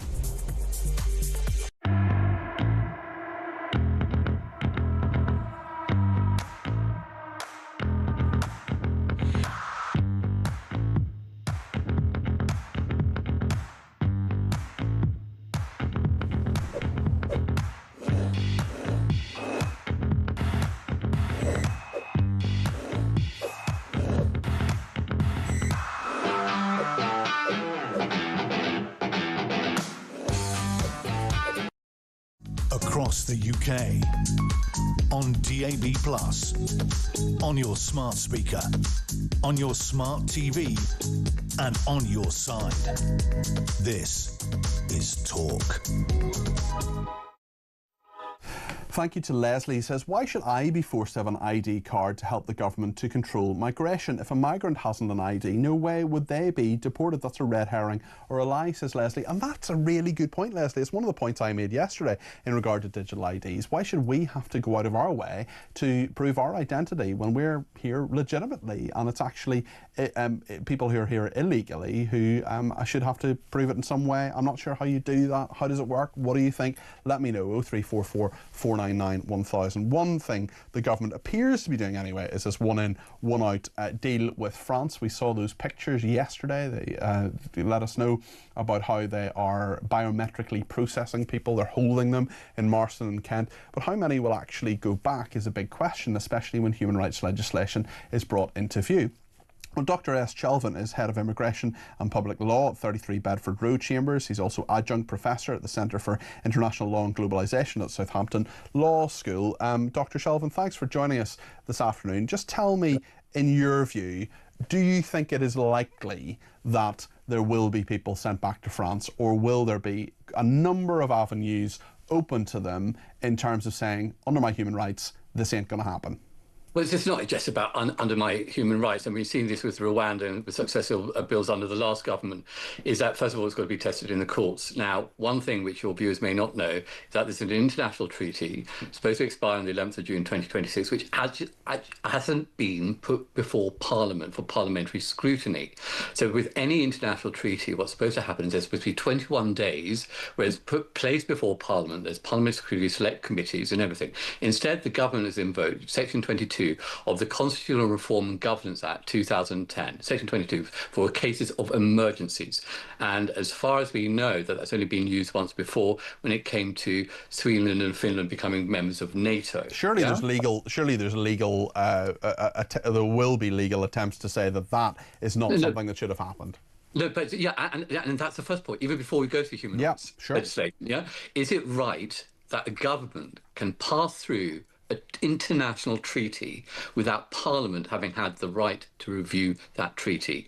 And noting that, Sweden and Finland being part of NATO was only the previous record we have of that piece of legislation being used. Why should it be right in relation to this treaty? So forget about the European Convention of Human Rights. We're not even there yet. We're not even at that bit yet. Exactly. Even the formation of this policy, getting on the statute books, is open to legal argument already, is what you're saying. Absolutely. Okay, so then we go into the actual treaty itself. As I said, it's time-stamped until the 11th of June 2026 in various articles in relation to one in, one out. Now, the point being here is that on the government side, when the Court of Appeal looked at the Rwanda litigation, it said that there was nothing unlawful under the Refugee Convention for the United Kingdom to process other asylum claims outside the United Kingdom. Also, prior to our exit from the European Union, we had something called the Dublin II regulations. That's what happened, was that if an individual had claimed asylum in a EU state, France, Germany, France being the obvious example, and they had their fingerprints and biodata, they could not have their asylum claim determined in the UK. They would be removed from France. Although, as we both know, that was roundly ignored by many people, and the net benefit, the net result of that was minimal for the UK. Well, I don't agree with that. The point being here is that those individuals didn't claim asylum because they wanted to come to the UK, and it is a right under the Refugee Convention for any individual to choose a country of destination with respect to their protection claim. So the point being here is that if we hadn't left Europe, we wouldn't have needed this, yeah? But we did leave Europe. So the point being here is that these individuals are supposed to be processed and returned to France to have their asylum claim determined. On first blush, that's fine. But the point being here is this. Up to September 2011, there was a policy under the last Labour government and first of all in the coalition government that any individual could leave their country of origin and go to the next country, even before the UK, and lodge an asylum claim to get asylum by the UK by lodging a claim in the UK Embassy or High Commission. Yeah, that was a policy. So how do we get rid of the issue of the boats? Well, we just invoke that policy. We just set up temporarily a sort of an office in France, in Calais, to process the registration of those claims. And then those individuals not have to use the boats and could legally be transported to the UK to have their asylum claim. So that could be set up under current legislation? No. It could just have the reintroduction of the policy which was in force but withdrawn in September 2011. Because I can tell you, somebody's been working in the field for 20 years. When I started as a baby barrister, people used to come through Eurostar to Waterloo. Yeah, I remember. Yeah. And then we stopped that. Yeah. And what happened? They went by lorries. And we stopped that. And then they went by boats. Yeah? They will continue. Well, they'll continue to innovate. And what happens is... No, it's not innovate. They risk their lives, okay? Because these are people, and we know that from the statistics, Refugee Council from last year in the report, so the 80 to 90% of those who comes on the small boats, from their demographics, look at Eritreans, Afghans, we cause the problem in Afghanistan, as we know. We call that from the data leak, is a clear evidence of that, is that 80 to 90% of those who come from on the small boats are genuine refugees. But they don't have to reach... Okay. But they don't have to risk their lives. They don't have to come from France. They could claim asylum in France. That is something they could do. No. The point being is, under the Refugee Convention, they have a right to, for example, as I said, they don't have to risk their lives. They don't have to risk their lives. They could. They may have a right to do it. We create the risk to life by saying that we will not allow you a safe and legal route to come to the United Kingdom to claim asylum. Okay. We create the risk. So the point. Okay. All right. Exercise both. But the point is that the great and overwhelming wish of many people, this has been through, I'm talking about the 2010 election, the 2015 election, the Brexit referendum in 2016, 2017 election, 2019 election, 2024 election, what has been abundantly clear from the British public is that they want asylum to be under control in some way, and the numbers to be lower, and the boats to be stopped, or whatever, these different methods that we've talked about, lorries and so on, to be under control. Now, let's get the facts, Peter. Because up to only recently, when the far right overtook the Conservative Party and now the Reform Party, we never talked about refugees. We never put genuine refugees in the same category of those who abuse the immigration system. Why is that? It's only since the 28th of June 2022, with the enforcement of Section 40 of the Nationality and Borders Act, did we actually make it illegal for somebody to come to the UK without the proper documentation. That would covered those coming to claim refugee status, because what was happening is that in the courts, the government was losing cases to try and prosecute the boat people, because they were saying that under the legislation, these people weren't illegal. So what we've done is only since the last election, not Peter, that nothing to do. Well, look, I think it is perfectly reasonable. I think it is perfectly reasonable to say that immigration as a whole, and illegal immigration, and people coming to this country not through legal routes and not through ways in which are traditionally seen as ways in which people can come to this country. Maybe my terminology isn't quite right. Let me just finish my point. The point is that there has been a clear desire from many people in this country for this to be under control. I think that's indisputable. My question to you is whether you think, I go back to the beginning part of the interview, Dr. Shelvin, and I want to ask you, do you think that there are people who are in Marston at the moment, who came in yesterday, who will actually be sent back to France? Well, of course, I can't look into the looking glass, and I don't want to be able to... But clearly there are a number of ways in which lawyers like you are going to try to stop that happening. No. Lawyers like me, be careful. You know, all I do is my job in relation to making sure that the UK obliges by its legal... Sure, and I'm not disputing that or accusing you of anything. I'm simply saying that there are lawyers who represent these people. No. Very importantly, the point being here is I'm sure that there may be some removals. There will be definitely the scrutiny of the courts in relation to that. But what is important is that the general public have been lied to in relation to by certain sections of the media, clearly not you, Peter, but other sections of the media and certain politicians in relation to the role of refugees and what refugees are. We as a British public have always been accepting of refugees who come here to seek sanctuary. Why? The convention has been is that there's never been a visa to come to the UK to claim asylum. People have had to use desperate means to come to the UK, and we've had a historical debt. They haven't had to, though. Had to. No, they haven't. No, they haven't.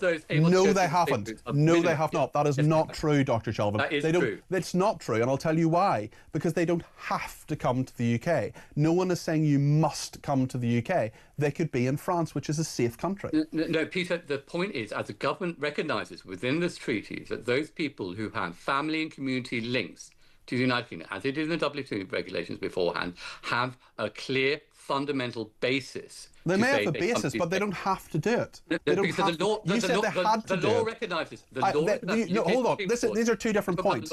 These are two different points. You're saying they have the right to do it. You're saying now that they have the right to do it. A minute ago you said they had to do it. They don't have to do it. They could stay in France, which is a safe country.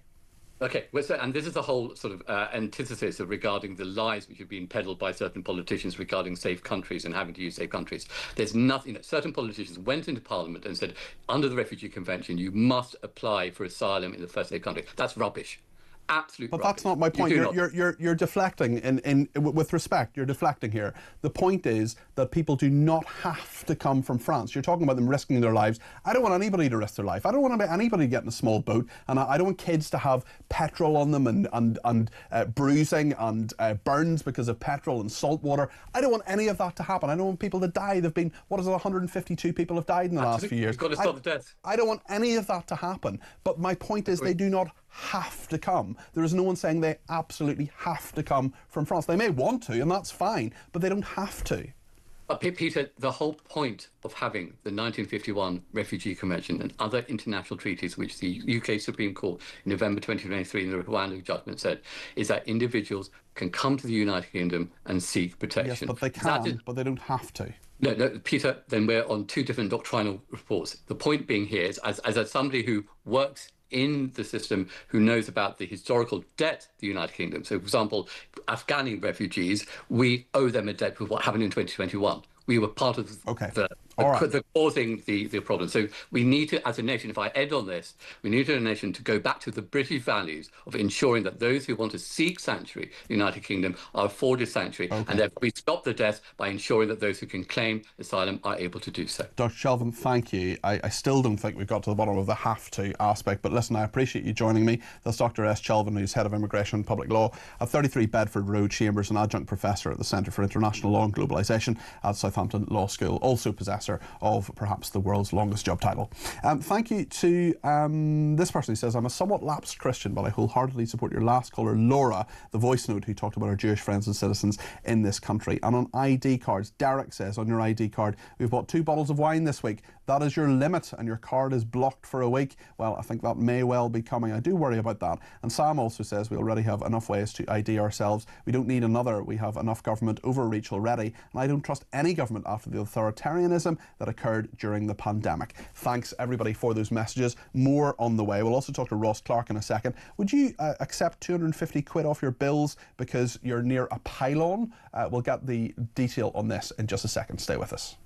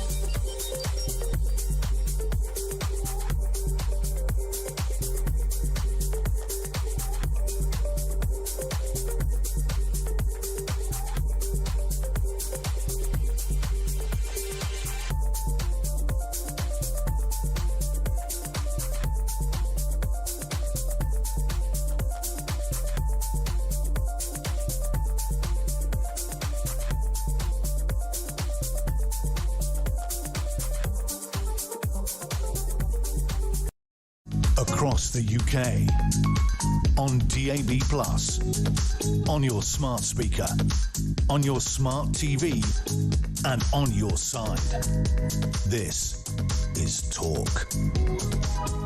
Thank you to everybody who has been in touch, including Brian. He says, Peter, it took the guy a while, but he eventually said the words far right. As long as these people are around, we have no chance of solving the problem. Ricardo says, another typical immigration lawyer there, Peter. He will happily sell his country out for an internal law that needs to be ripped out of our legal system. I think you mean international law that needs to be ripped out of our system. Another person says, Peter has so much patience dealing with this immigration lawyer, Chelvin. No one has to make a perilous journey to the UK. That was the point I was making. He didn't engage with that point. No one has to do this. They want to do it. And if they want to be with their family, that's fine. That's a perfectly reasonable thing. They can't get there by any other means, but they don't have to do it. You could just not be with your family. I don't want that to be the case. I want people to be happy. I want them to have fulfilled lives. But I also want people who are in this country themselves to have the right to all sorts of things that they don't have the right to already, because we're being swamped by illegal migration. It's something that is a really, really big worry. Sorry, this person continues. So much patience dealing with Dr. Chelvin. No one has to make the perilous journey to the UK. The reason they come is the pull factor of getting asylum. The criteria is simply not fit for purpose, as we know, and not all these men are genuine.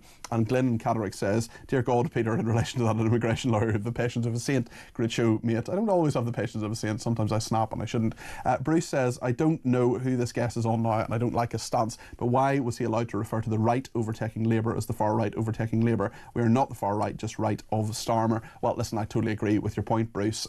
He's entitled to his opinion, certainly, and I do think there is far too much of people just lurching and saying, oh, it's the far right, this is the far right, that. No, actually, and Bruce, I'm on your side on that particular argument. I want to talk now about homes near Pylons getting £250 of bills despite a property price hit. This is a very, very interesting story in regard to what is happening. So homeowners are going to be handed £250 off their annual energy bills to compensate them for living next to electricity pylons, despite warnings of an £8,000 blow to property values. For analysis on this, Ross Clark, the Sun columnist and author of Not Zero, is with us. Ross, 250 quid? That's not going to go too far in today's economy, is it? No, it isn't. Well, I mean, in greater detail, this is supposedly an annual payment only for 10 years off your bill of anybody who lives within 500 metres of one of the new pylons. Well, that's a bit of a sort of crude handout, really. I mean, if you live 500 metres away from a pylon, you don't really need compensation. I've got pylons that distance from my house that cause no problem whatsoever. If you live within 50 metres of a large pylon, on the other hand, then it is going to devalue your house quite seriously, and £250 a year off your bills is not going to compensate you for that. It's very true, and this is research by the property consultancy Allsop revealing this year that pylons tended to knock £8,000 off a nearby home's value compared to others that are not as close, and it's on a £1 million home would be something like £39,000 if you sort of scale things up. The government says it recognised communities hosting these projects feel deeply impacted by it. I hate impact uses a verb. These communities are providing a service to the country, and therefore it is right that they directly benefit from it. The payments will be made to whoever is living in a property for 10 years for the point that construction work on new infrastructure begins. I mean, is this essentially a sop to people to say, don't be complaining about all this, don't try to make it stop, it's happening, and by the way, here's a few quid to shut you up? No, exactly, because some communities don't tend to like it when new pylon lines are built close to them, and the sheer scale of the sort of construction of pylon lines the next few years needs sort of explaining. At the moment, we have a national grid that was built around having relatively few large coal-fired and nuclear-powered power stations concentrated in the Midlands and other parts of the country which where demand for electricity was very high. Now we're moving to this grid where we've got enormous amounts of wind and solar power which are very dispersed around the country, particularly the wind turbines, a lot of which are in Scotland, and we're consumers are paying enormous amount in compensation in so-called constraint payments to compensate owners of wind farms when they're generating too much power to put into the system. So therefore, the government sort of belatedly realised that we need basically a new national grid. And the national grid last year estimated we would need 1,000 miles of new power lines across Britain in order to sort of cope with the electricity system that Miliband wants to construct by 2030. So, I mean, that's a huge construction boom in Pylons and huge numbers of properties, huge numbers of communities are inevitably going to be affected by this. Ross, thank you. That's Ross Clark there, columnist for The Sun and author of Not Zero on the homes near Pylons getting an insulting 250 quid off bills despite the property price hit. Miata Fanboulay, who's the Minister for Energy Consumer, says as we build the infrastructure we need to deliver homegrown affordable energy, communities must be given a stake. That is why we're teaming up with communities, hosting new pylons to ensure they receive direct, tangible benefits. We're on the side of those who want Britain to get back to what it does best, building for the future, driving innovation and putting communities first. What do you make of that word salad? Let me know your thoughts. 0344 499 1000. That's the number. Nick has called about migration. Nick, you're very welcome to the programme. What would you like to say? Hello, Peter. I really enjoyed that word salad there. It was meaningless jargon. Yes, the government's very good at that. Yeah, department have put out. They employ armies of people to come up with that absolute nonsense. Yeah. I also really enjoyed your talking to your lawyer you did just now. He seemed to completely fail to understand the difference between someone having to do something and wanting to do something. Yes. And you must really work hard at it to ignore the basic difference. And the unkind part of me wonders whether his no doubt well-paid job is actually dependent on refugees coming over and cases being heard and cases being brought, because he'll be earning a good living from this, so it's in his interest.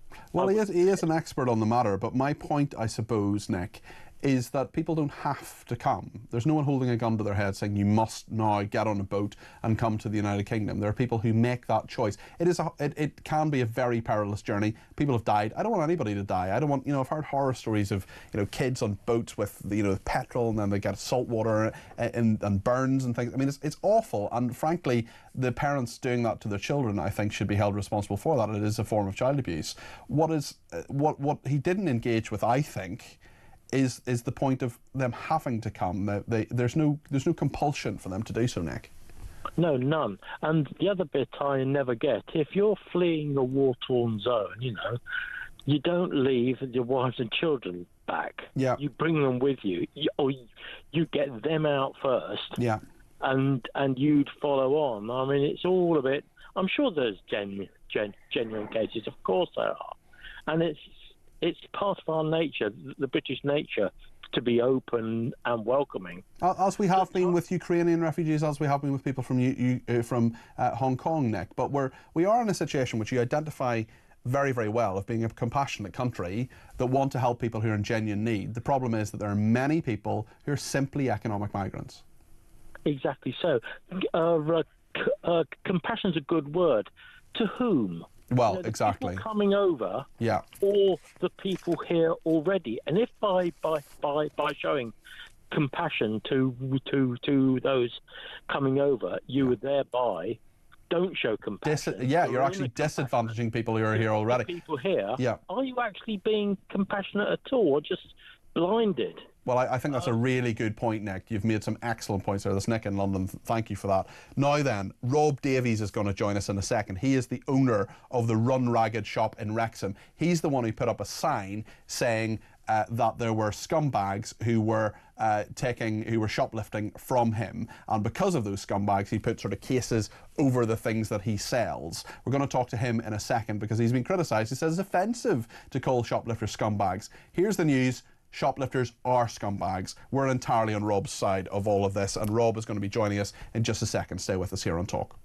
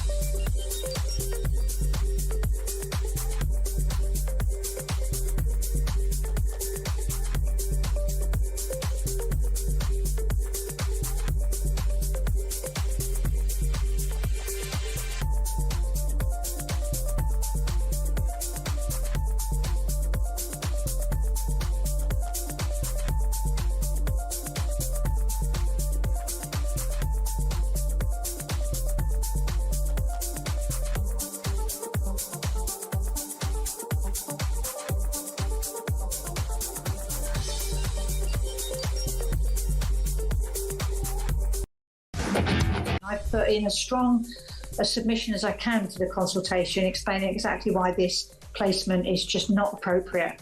And again, I've said they're undocumented, they're unvetted, and they're uninvited. But when you've got, a Lib Dem councillor who has an outburst at full council and says, I'm fed up with people calling these people illegal. Well, Mike, what are they? Well, they are illegal. Well, even Keir Starmer's come around to that.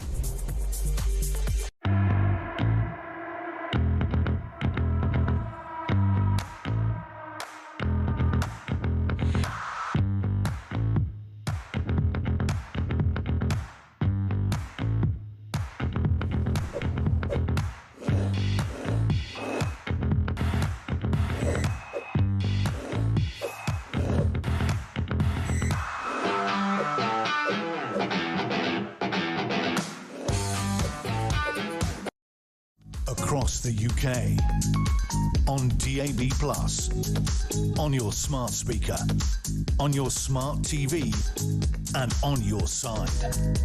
This is Talk.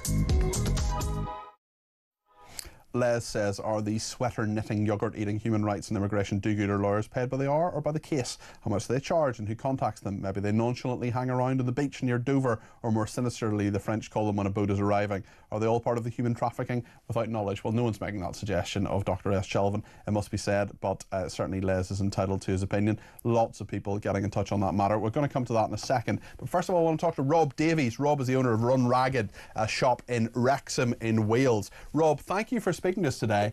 You're absolutely not a scumbag, but nor should these people who are stealing from you be. You should not be worried for a second about offending them. Thank you for joining us. Just tell us the story of what happened to you, because this is crazy. It is. It's absolutely mad. I spent a couple of days thinking about how I could phrase a note to go on my cabinets, because I had to put locks on them because of theft. What do you tell us what you sell, Rob? I sell retro and vintage, so it's items, everything from jeans to jukeboxes. And there's some stuff there that's pretty expensive stuff, I'm sure, as well. Oh, absolutely, absolutely. I mean, there's things that are invaluable, if you like. You can't put a price on them, but there's other things there that are very beautiful to look at and aesthetically pleasing. I can sort of see why somebody might want to possess it. Yeah. But that's why it's for sale. Yes. If I had a shop that was giving it away, I'd say that it was free. Yes. So I thought about how I could phrase it, and I came up with, due to scumbags stealing, please ask for assistance when looking at cabinets. Which is perfectly reasonable, and perfectly reasonable for you to say that. So just before you tell us the rest of the story, just give us a sense of how big a problem shoplifting has been at your store. Well, the 5 that have caught it in the last year, if I total up the amounts that they could have got away with, it's around about the £270 to £280 mark. Okay. I can't afford to lose that. Of course. I'm a one-man band. The rent, the rates, the massive rise in the power costs are just crippling small businesses. I'm a one-man band. I don't ask for handouts from anybody. I provide my own living, and that's all I want to be able to do. And with all the rises in the cost of living and everything else that everybody else is incurring as well, I do understand that. So I'm not alone, I realise. But it can make the difference between my business being open and and it closing down to me and everybody having to pay for me to sit on the dole doing nothing. So what happened after you put I'm unlikely to get employed. So what happened to your after you put the notice up then? Tell us about that. Well, various people saw it, obviously coming in the shop, and laughed and joked and said that it was appropriate and they were fun. They had a laugh at it. But then I had a police officer and a PCSO come in, saying that there'd been somebody complaining about the note and that it was provocative and potentially offensive. And when I asked him who it could be offensive to, he didn't have an answer to that. But when I asked him, was it illegal to have that note, he said no. To which I said, well, I will be leaving it. Well, good for you. What I would like to say to the person who made a complaint is, get a life, mate. And secondly, if someone offended by this, A, get a life, and B, if you're offended because you're a shoplifter, stop shoplifting. Well, fortunately, you'll have to get at the end of the queue, because we're so far going past the thousands of people who have commented constructively and massively in support of what I've done. And it's only a very small thing, but it's just straight from the heart and honest. So when people come back to me, the people in the street have come past me and popped their head in and said, good on you, you keep that sign up, mate, is your sign still there? And the local shopkeepers, I've had people from London phoning me, expressing concern that I'm having a shoplifting problem, but also in support of the post. Excellent. Well, I'm glad to hear it. What do you think of the fact that the police sent 2 officers to go round to you? Haven't they got better things to do, like, I don't know, solving crimes? Well, exactly, and that's part of why I put the post up. I don't think they were necessarily sent by head office or anything. I think it was just a heads up, if you like, that somebody was upset about it. But you're right, they do have a lot better things to do, like catching the people when I apprehend them shoplifting in my shop and doing something about it. The first time that I caught somebody this year, they gave me back the shirt that he was trying to steal and told him to get on his way.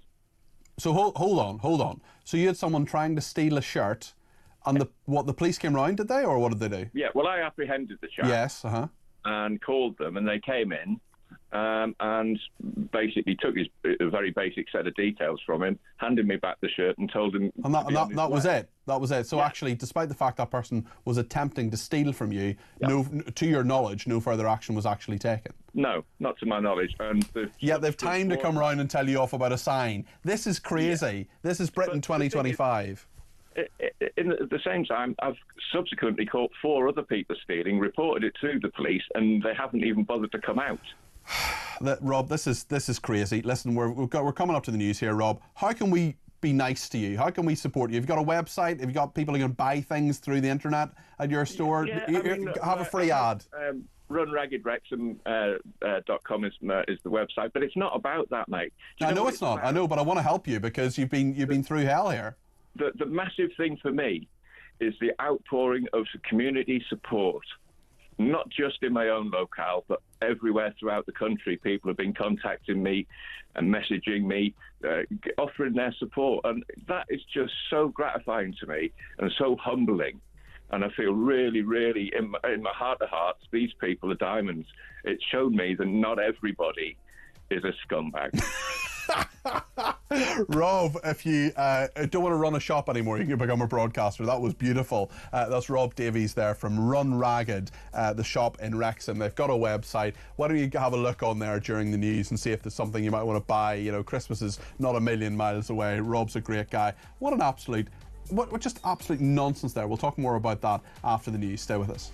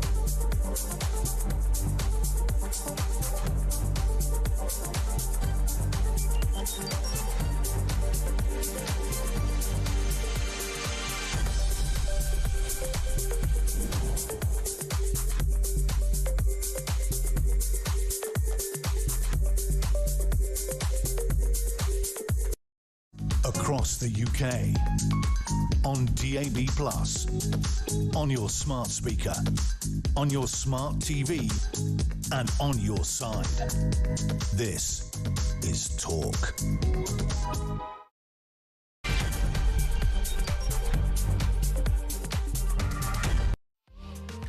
Well, a very good evening. This is Talk Drive. I'm Peter Cardwell. It's just gone 6 o'clock and Tim wins today. Tim, you win the competition because for shop selling records, etc., apparently Scumbag is a song by John Lennon and Yoko Ono from sometime in New York City. I've looked it up. That is fantastic. We have been on Rob's website as well. We'll continue to discuss that if you want to, about the fact that an owner of a retro shop put that he didn't want scumbags to steal things for him. He's been told that could be potentially offensive. We'll talk about Sarah Puchin as well and what she said. She said she doesn't have an issue with ID cards. That's fine. That's a perfectly valid opinion. Mark Littlewood will be with us. He's the Director of Popular Conservatism. There have been quite a number of people reacting to that. Many people watching that as well. About 350,000, something like that on last account. We're talking about police in England bracing for disorder with anti-migrant and Palestine Action protests set to take place. We'll talk about David Lammy hosting JD Vance as well at Chevening, at the Foreign Secretary's country residence, the state of the US-UK relationship as well, and JD Vance having his holidays in the Cotswolds. Lots to discuss, including your calls as well between now and 7. 0344 499 1000 is the number to call. You can text me at 72222 with the word talk in your text. You can tweet me at talkTV, follow me at Peter Cardwell. You can send me a voice note, less than a minute please. You can send me a WhatsApp text message, or you can give me a ring on 0344 499 1000. Stay with us here on Talk.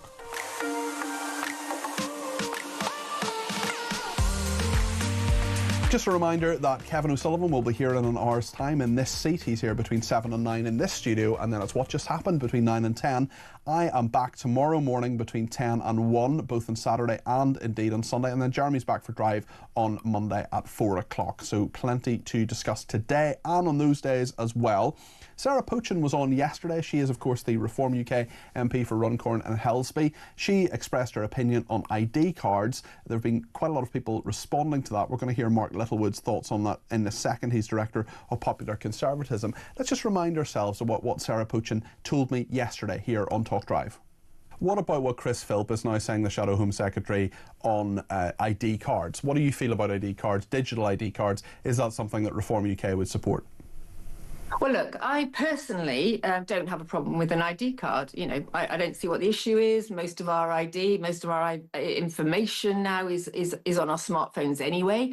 Can we trust the system, though? Well, what's more, how much more could we be at risk? As I say, all of our information is out there in a cloud, in the ether, whatever you want to call it. It's all available, isn't it? We can all be tracked now if somebody wants to track us. Oh, apart from illegal asylum seekers coming in. Your party leader, Nigel Farage, says he's against them. So you're for them, but he's against them. Look, I'm just saying that personally, I don't have a problem with it. What's the Reform Party policy on it? Your leader seems to be saying one thing. You seem to be saying something else, Sarah. I don't think we have a clear policy at the moment. If we do, then I don't know what it is. But the point is I'm giving you my opinion. Sure. Nigel might have a different opinion, and when I chat to him next, I'll bring it up and see what the right thing to, not what we are saying. Sure. But I'm just giving you my opinion. Yep. I don't have a problem with it. I think it's got to come. And what I would say about ID cards is it will identify people that are coming in illegally, and if we took their DNA and if we did the facial recognition at places like Marston, the place in Kent where they all pass through, then we'd have a much better track on people in the community being dispersed through houses of multiple occupation, such that when crimes are committed, sexual attacks on women take place, we can track down these individuals. So, you know what, personally, I don't have a problem with it. Well, my Twitter's gone a little bit crazy for that. I would imagine Sarah Puchin is having a tough old time as well with all of the response to it. She gave me her opinion perfectly reasonably, perfectly honestly, and we're often asking our politicians to be a bit more honest. So maybe we should praise her for that. What do you think? 0344 499 1000. Sean says, I believe the government wants digital ID to monitor and control your carbon footprint. That is Sean in Bridlington. Thank you also to Mac in Glasgow, who says digital ID should be conditional for all migrants entering this country, both legal and illegal, but more so illegal. It's so easy for illegals to throw away their ID into the sea and enter illegally. All UK citizens can prove their ID through their national insurance number and birth certificates. Enforcing digital ID on all illegals will soon stop it. It's time for this country to take control of its borders. What do you think, Peter? Great show as always, Mac. I think all of that makes perfect sense. Let's find out what Mark Littlewood, who's the director of the Popcorns, Popular Conservatism, makes of this argument. Mark, what is your opinion about digital IDs, and what's your opinion on what Sarah Pochin said? Well, the Reform seem to be a little confused about this, don't they, Peter? Nigel Farage saying one thing, Sarah Pochin another. I'm more in the Nigel Farage camp here. I'm highly sceptical about it. But it's very important to be very clear about what we mean. Sometimes if you say I'm against digital ID, it makes you sound like some sort of Luddite who doesn't think that technology has any role in society. I'm quite happy for there to be digital means of identifying me. Every time I buy something with my debit card, I am identifying myself digitally. So that's not a problem at all. What I'm worried about, and what I understand Sarah Pochin and Chris Philp and quite possibly the Labour government are considering, is that the state will pull together all sorts of information about you in one single place. And I think that is dangerous and unnecessary. It's actually using a sledgehammer to fail to crack a nut. We should be making sure that we have proper ID systems. For example, if you're worried about illegal working, we have a national insurance card system. Let's make sure that's robust. If you don't have a national insurance number, you can't work in Britain. So immigration officers should be able to raid suspect businesses and say, right, where are the national insurance numbers, the national insurance identities of the people working for you? But you would imagine, Mark, that would be... Records, well, I think that makes perfect sense. And what you would imagine, especially with the national insurance aspect of things, is that would be quite a straightforward process. And as is often the case, the government looks for a solution to something we're actually implementing the law that's there already is often the best option. They just don't want to say, well, we're not implementing the law, therefore we will now be implementing the law. That's not as sexy as saying, right, well, we're going to create this massive new policy and, jail people for putting migrant crossings on TikTok or whatever the latest thing is. Yeah, that's exactly right. And so in each specific area, enforce the current system. The NHS, you're supposed to have an NHS number in order to get treated by the NHS. If you haven't got an NHS number, you shouldn't be able to access the NHS. What's wrong with that as a system? We don't need to pour in everything and link it all together. For example, well, I don't have a criminal record, but if I did, I wouldn't necessarily want my doctor to know my criminal record. Yeah. Similarly, I wouldn't want the police to know my health records. Mm-hmm. So we need to compartmentalise. Well, this is what I worry about digital IDs, because I think it won't be compartmentalised. In fact, I think there'll be metadata, and your doctor will be saying, well, I see over the last year you've, bought Rowntree's fruit pastels every weekday. You've got a Twix from the vending machine on a Friday afternoon, and you shouldn't be doing that. And that's what I worry about. I mean, it was interesting actually. My accountants recently said you seem to be making quite a number of purchases at News UK for £1.05. I mean, that's my Diet Coke habit that I don't want people really knowing about. And all of that will sort of be put together, won't it? And then judgments will be made. And then, I mean, I don't want to put my tinfoil hat on and be a conspiracy theorist here, but there will be worries that will move to almost a social credit style system that China has, because the government will know so much about you. And we've seen what happened during COVID. We've seen the kind of draconian measures that governments will take. Yes, that's exactly right. And I don't think that is tinfoil hatted. I mean, I think that the information could be badly used. And it's not just in the state sector. I remember in the dim distant past, this must have been 15 or so years ago, there was a gentleman who slipped over in a supermarket, and he sued the supermarket, claiming that they hadn't put up signs warning that the floor was slippery and he injured or broken his hip or something, and a legal case followed from that. The supermarket then adduced evidence of how much beer he had bought, which had been racked up on his loyalty card. Mm-hmm, so this guy had been handing over information to the supermarket in order to get, 5 pence off a toilet roll, came back to bite him. Generally speaking, I think the public at large, ordinary citizens like you and I, Peter, have been far too ready to hand over our data to private companies and to the state, sort of thinking, well, we've got nothing to hide, so we've got nothing to fear.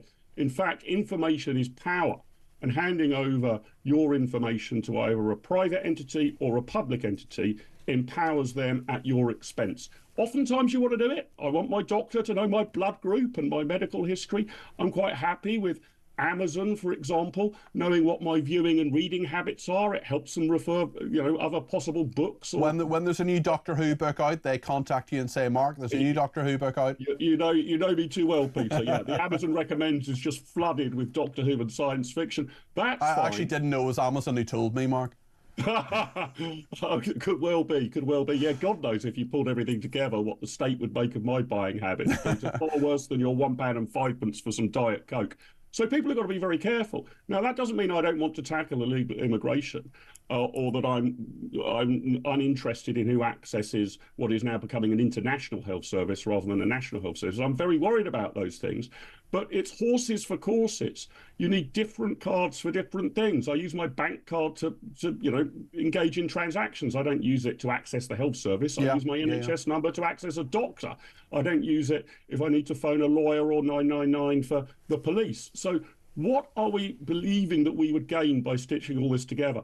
And the illegal immigrants who are arriving in Britain without documentation, it's on us to decide what sort of resources we wish to provide them with. Do we wish to provide them with a hotel and a card with 50 quid a week pocket money and access to the National Health Service? At the moment, we are choosing to do that. Yes. Digital ID doesn't stop that. Only a change of policy would stop that. So once again, this whole thing, in my mind, is a solution looking for a problem. And in terms of that whole piece, that whole control aspect, free speech, of course, we're the home of free speech. And earlier, I just want to talk about J.D. Vance being in the UK, the United States Vice President. He was at the Foreign Secretary David Lammy's official residence, Chevening, and Lammy met J.D. Vance, and J.D. Vance addressed the issue of protecting free speech. Let's have a look at this clip, and then I'll get Mark's reaction. I think the entire collective West, the transatlantic relationship, our NATO allies, certainly the United States under the Biden administration, got a little too comfortable with censoring rather than engaging with a diverse array of opinions. So that's been my view. Obviously, I've raised some criticism and concerns about our friends on this side of the Atlantic. But the thing that I'd say to the people of England or to anybody else, to David, is many of the things that I worry most about were happening in the United States from 2020 to 2024. I just don't want other countries to follow us down what I think was a very dark path under the Biden administration. What do you make of what he said there and his tone as well? He's been a lot more critical of what's happened in the UK previously, Mark, hasn't he? Yes. I mean, I think he's bang on the money, basically. But you're right, Peter. He was almost excruciatingly diplomatic. But he's right. The problem is we are now starting to police things which aren't really about crimes. We've just heard earlier in your show, I was absolutely glued to it, this poor chap from Wrexham. Well, I was going to ask you about the scumbags, yeah. I mean, this is just, it's unbelievable. The police are now going around essentially dealing with matters that cause offence to people. I mean, this is just extraordinary. If you phone up the police and say, I'm offended by something, I'm very offended by Peter Cardwell's Diet Coke habit, I don't think the cops should turn up and knock on your door. They should tell me to go away. Get a life. It's not their business to police manners. It's their business to stop crime. Yeah, just for people who might be tuning in, this is just about a store owner in Wrexham, a shopkeeper who runs a retro shop, and they have had a number of people shoplifting various different items. He put a particular note on saying, due to scumbags who are stealing things, you're shoplifting. We can see it on the screen now, actually. I'll read it out to you. Due to scumbag shoplifting, please ask for assistance to open the cabinets. Thank you. And the police came round and said it could be offensive. I mean, that is not the police's job. No, exactly right. That can't be the police's job.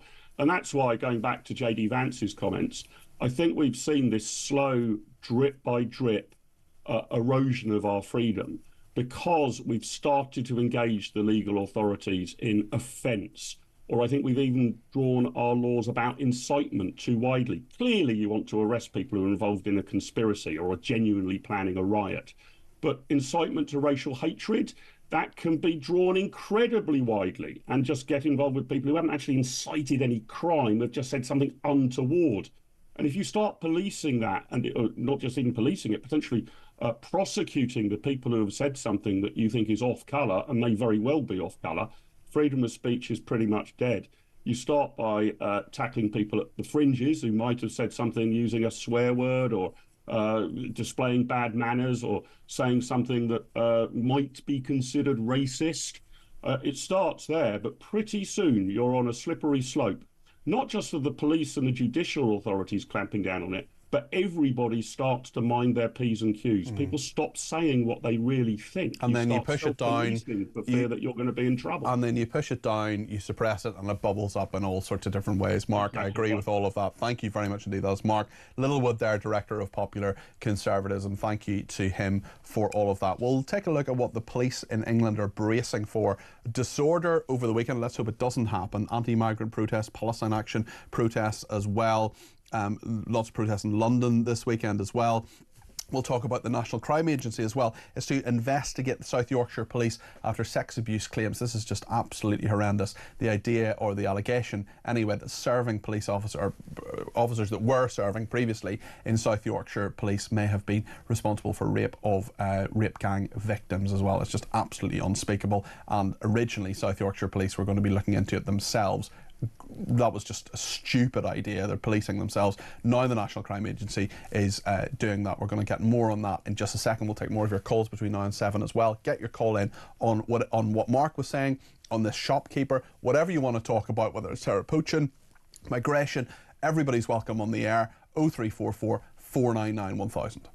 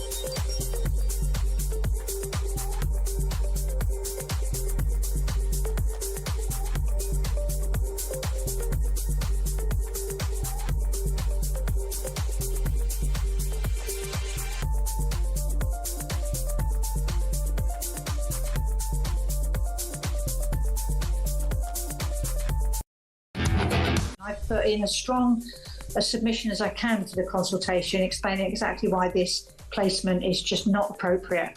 And again, you know, I've said they're undocumented, they're unvetted, and they're uninvited.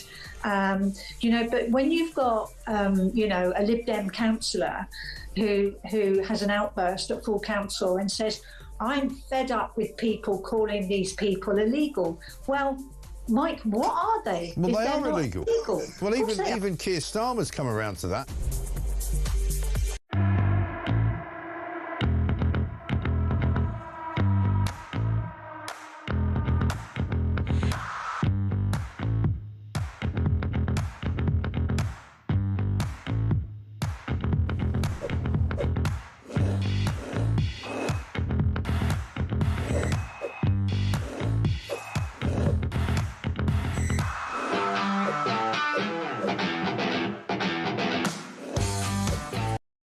Across the UK, on DAB+, on your smart speaker, on your smart TV, and on your side. This is Talk. Brad in Cambridge says maybe it was a scumbag shoplifter who made the complaint. That's a very good point. Leslie says the police only have to arrest a couple of Palestine Action people, and then the court should give them the maximum 15 years imprisonment. That would stop them. On migrant hotels, Lorraine says, as a child I used to holiday in Bournemouth, and it was a beautiful place. Recently I revisited and was so saddened by what I found. On the beach and everywhere I went, there were large groups of single men, clearly illegal immigrants, not speaking a word of English, roaming around in quite a sinister fashion. I'm not easily intimidated, but there was no way I would allow my children to play on the beach. We sadly left because we felt so uncomfortable and actually very intimidated.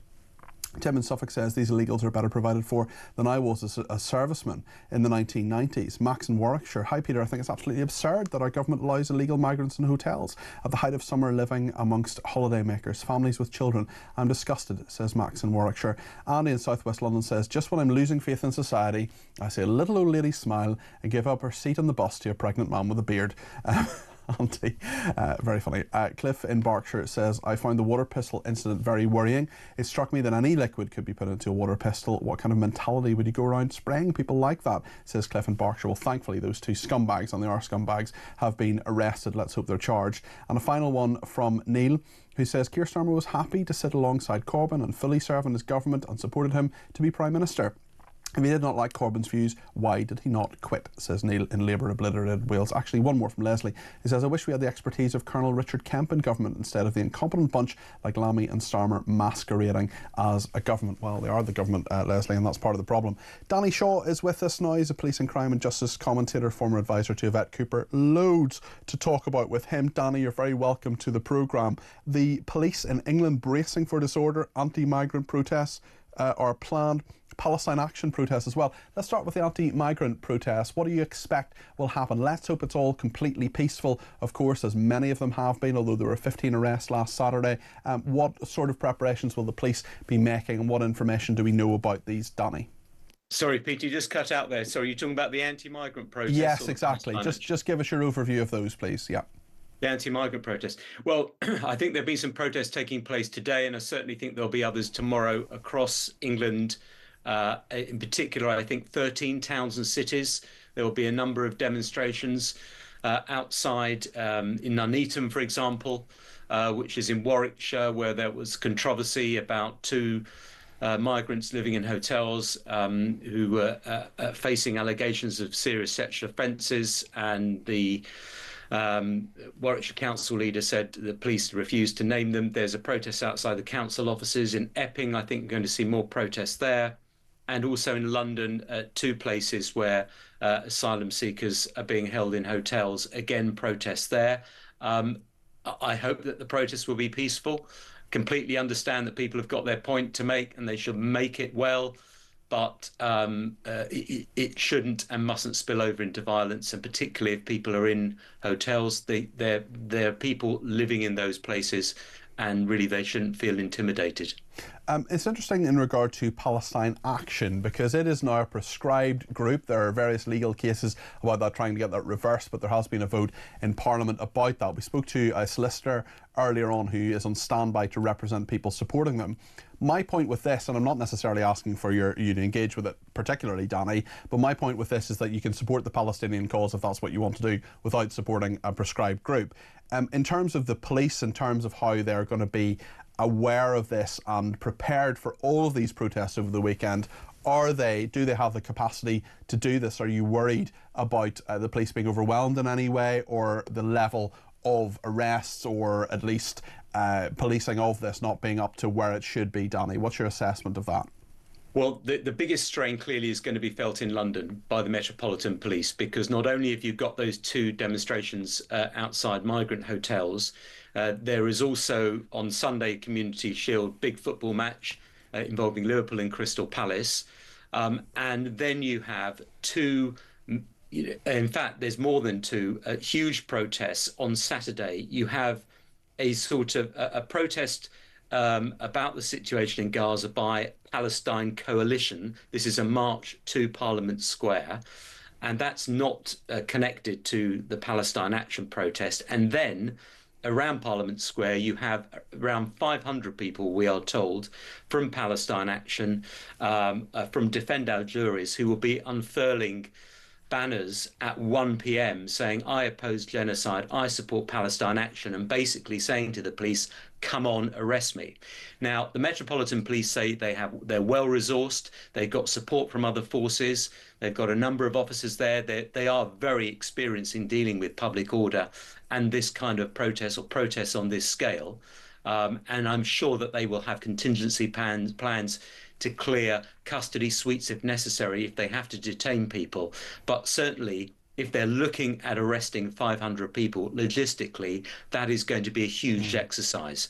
But they are there to defend the law. And under the law, under the Terrorism Act, it's an offence to support a prescribed, a banned terrorist organisation, which Palestine Action is currently, after Yvette Cooper introduced that prescription order. In terms of the, I just want to ask you about the Rotherham gangs, the rape gangs, but now the National Crime Agency is to investigate the police officers' sex abuse claims. There are, I think, 5 officers who are alleged to have actually said to those girls, "We'll give you protection if you perform sexual acts for us." This is obviously very, very serious. My view is that South Yorkshire Police should never have been investigating that in the first place. Is it just inevitable that the National Crime Agency is involved? It strikes me as the right course of action, but one that should have happened sooner. Absolutely the correct course of action. It is slightly staggering that they weren't investigating it from the outset, particularly because the National Crime Agency already has a unit that is investigating abuse allegations and has a history of doing that well. So I'm not sure why they weren't called in to do that independent investigation. Clearly the concern is there's potential conflict of interest, that victims wouldn't have confidence in the police force basically marking its own homework, however dedicated those detectives are and however new those detectives are and weren't involved in previous allegations. There's always that suggestion that they're not going to be completely impartial. So this is the sensible decision, a joint decision, we are told, by the watchdog, the IOPC, the National Crime Agency and South Yorkshire Police. Yes, you're right, Peter, they should have arrived at it a while ago. I hope that there will be a seamless transition between the investigators from South Yorkshire Police and the NCA, because the last thing the victims and survivors want is to have to tell their story all over again to a new set of detectives and investigators. So hopefully that sort of disruption will be kept to a minimum. And let's hope justice is done.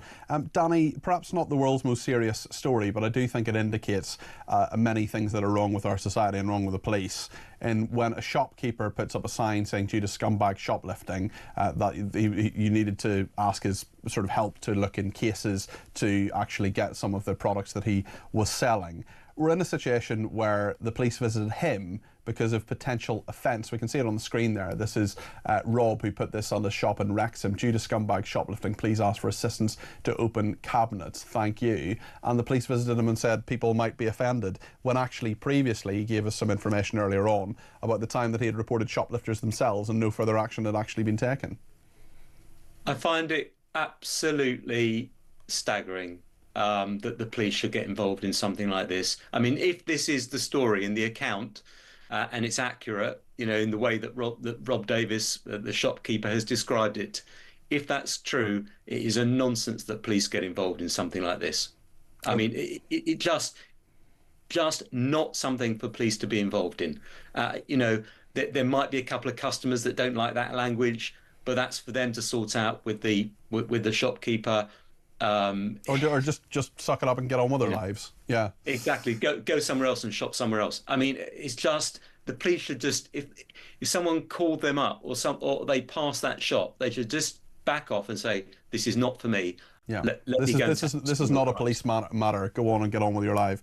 Thank you. That's Danny Shaw there. He's a police and crime and justice commentator. He's a former advisor to the Home Secretary, Yvette Cooper. Bernie says that Rob, shop owner you had on, is a typical example of how British people should act. He had a problem with scumbags. He spoke out. "Well done, mate," says Bernie. Margaret in Birmingham says, "Well done to the shopkeeper in Wrexham." They also have a great football team, says Margaret in Birmingham. Thank you for that.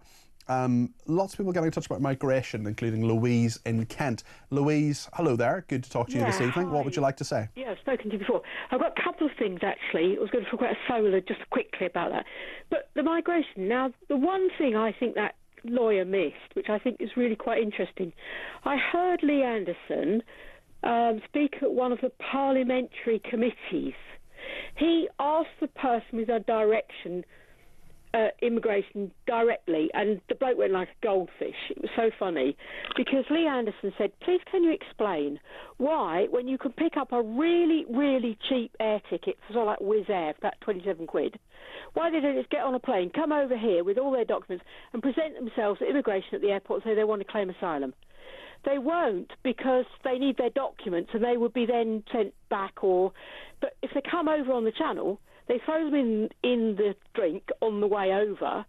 So they must be coming in. They must know something we don't. They're not coming here for families. The young men, if they're all in hotels, why aren't they joining up with their families and going to stay with them? So that's what my feeling about that is. There's no explanation. They can come in on an aeroplane and present themselves at the airport.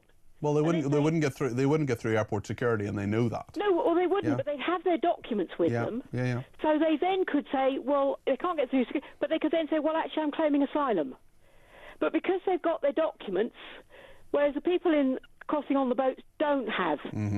So clearly, if they're coming on the boats, they must have got something in their background that they don't want people to know. They're not coming through necessarily for genuine reasons, because otherwise. Well, they probably wouldn't get on the plane in the first place. Louise, that's a very good point. You had a second point, I think, on another matter. It was about solar. Now, we're facing an enormous national infrastructure. We're waiting for the decision next week to come through. It's horrible, but it's funny because I look at them. The huge amount. I mean, it's a Wild West out now with all of the number that their developers are just going bananas with. Putting planning in everywhere now, literally. And the one thing I actually laugh about, and I have to comment on this, every single one of them says, oh, well, it'll only be there for 40 years.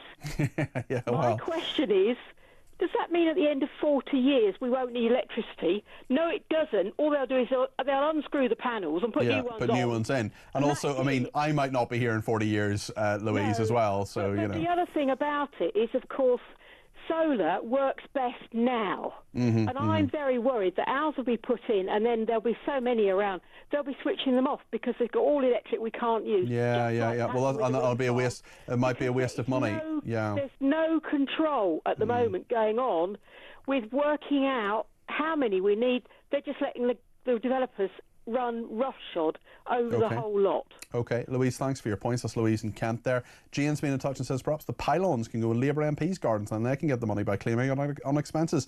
David in Essex says all criminals have their DNA taken. All illegal immigrants are criminals by default. Derek says, Peter, I would prefer not to have ID cards, but that horse is bolted. The moment we buy any modern devices, we're being tracked. Like TV, it will be telling us soon to turn over because what you're watching is rubbish, says Derek. Caroline says, is in Derby. It says, I used to love Bournemouth for a holiday. I would never dream of going there now, especially with my grandchildren. All these illegal immigrants surely must have a negative impact on the small businesses there who would normally have their busiest time of year. My heart breaks for this country. My grandfather was killed in the Second World War, leaving 5 children behind. My grandmother had to work by herself to feed and clothe them without any benefits. To think he gave his life aged 35 to house illegal migrants when his family got no help breaks my heart. I never met him and my mother barely remembers him. All I have is a photo of him in uniform and his military medals. And for what? To pay for house invaders and plush hotels. I can only dream of having a holiday there, but I'm only a taxpayer, says Caroline. Caroline, I think you speak for so many of our viewers and listeners when you talk about the decline of our nation. And the fact that, as someone said earlier on, we are a compassionate country. There's no doubt about that. We're a compassionate country, but there are limits, and there are people who are taking advantage of us, and they shouldn't. We're going to talk in just a second to Laurie Laird, US political commentator, about David Lammy and JD Vance. JD Vance is at Chevening, which is the Foreign Secretary's country residence. We'll take plenty of your calls as well between now and 7 o'clock when Kevin O'Sullivan is in the chair. Stay with us.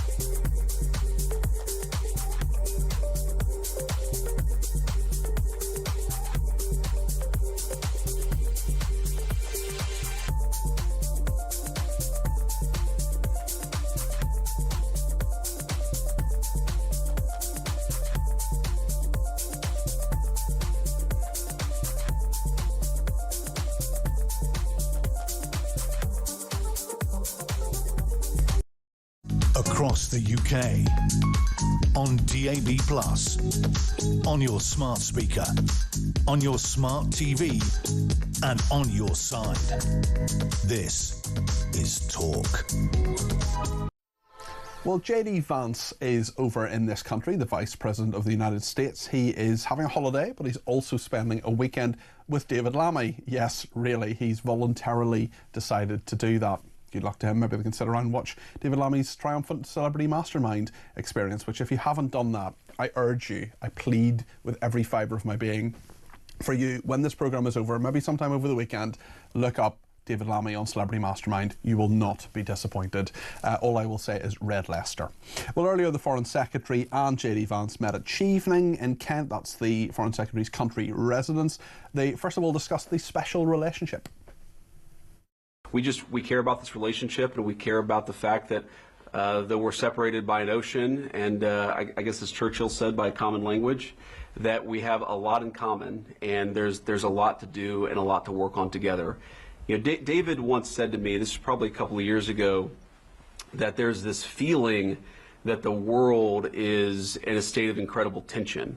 And I certainly felt that a couple of years ago. I think that the President of the United States over the last 6-7 months has done a lot to lower that tension, but there's a lot that the United Kingdom and the United States can do, I think, to bring greater peace and greater stability to the world. And so we share that conviction.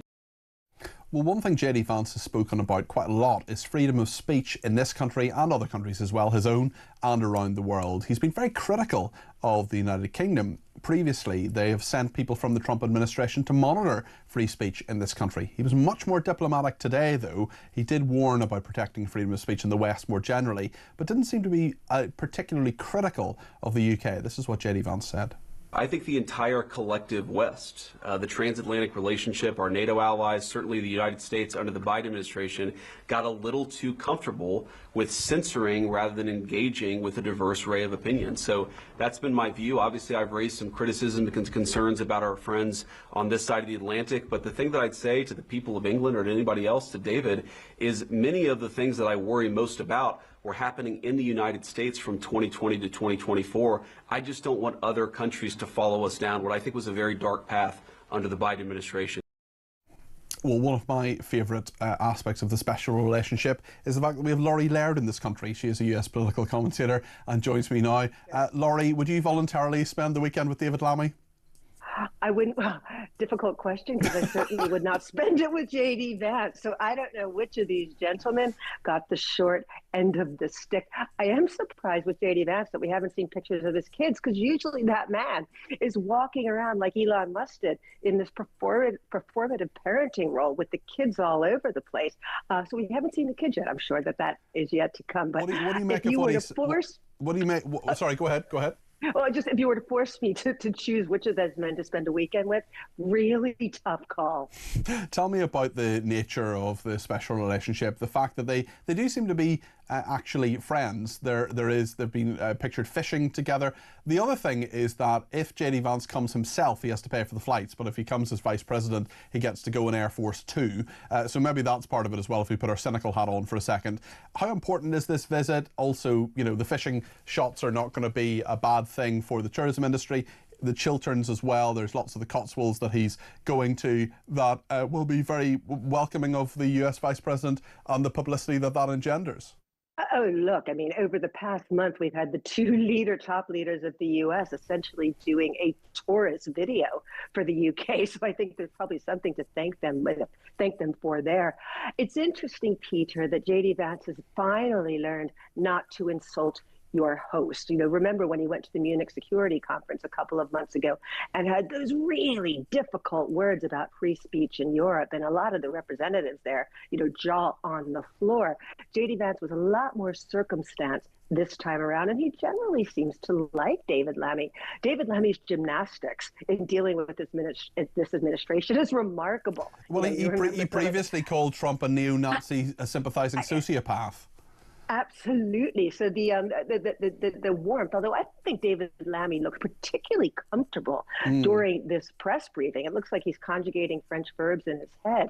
But I do think the what seems to be a degree of warmth is very helpful. And I think something that's really different about this Trump administration, over the years, I'm always dragged out to talk about the special relationship. And it's been harder to talk about it, particularly under Biden, because Biden was so proud of his Irish roots, as was Barack Obama. And for those administrations, it felt like the special relationship wasn't necessarily between the UK and the US. It was between the US and Ireland. Yeah, Remember when Biden was here, when Sunak was in office, they met in Belfast in what looked like a Premier Inn, a coffee shop. That's right, yeah.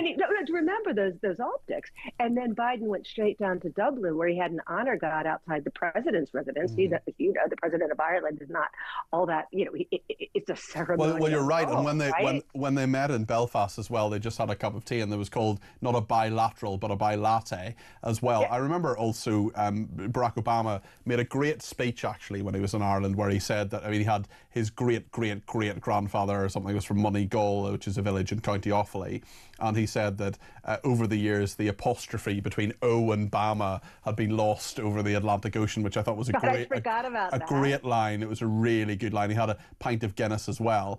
I just wonder, there are these demonstrative things. There are going to the pub and having a pint and meeting at evening and having, wonderfully warm welcomes and all the rest of it. And that's part of it. But in terms of where things are in this relationship, in the fact that there are major differences on the Middle East, for example, there are major differences in regard to tariffs.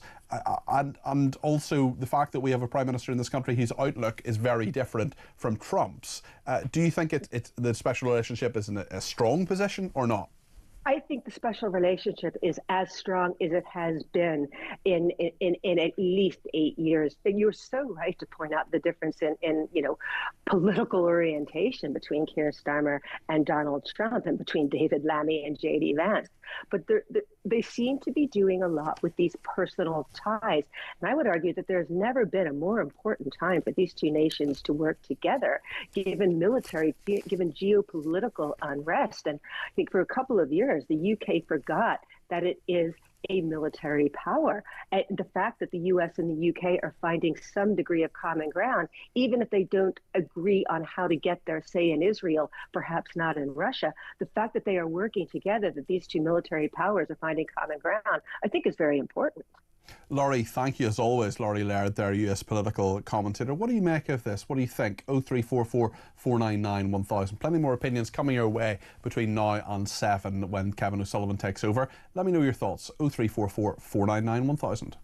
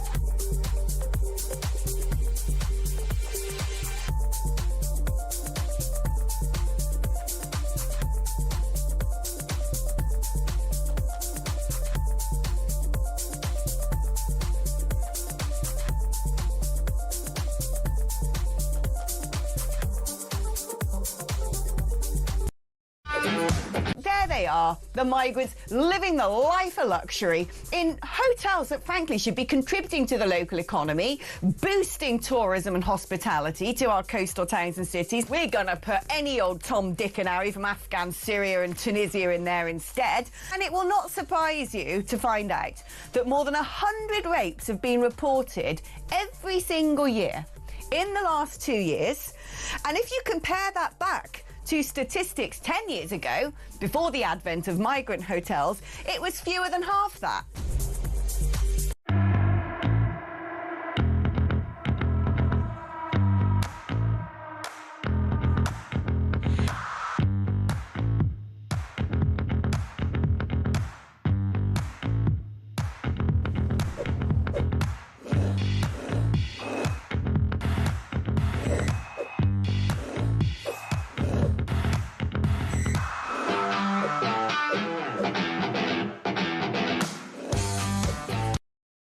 Across the UK, on DAB+, on your smart speaker, on your smart TV, and on your side. This is Talk. Judith has sent us a voice note on anti-Semitism. This is what Judith has to say.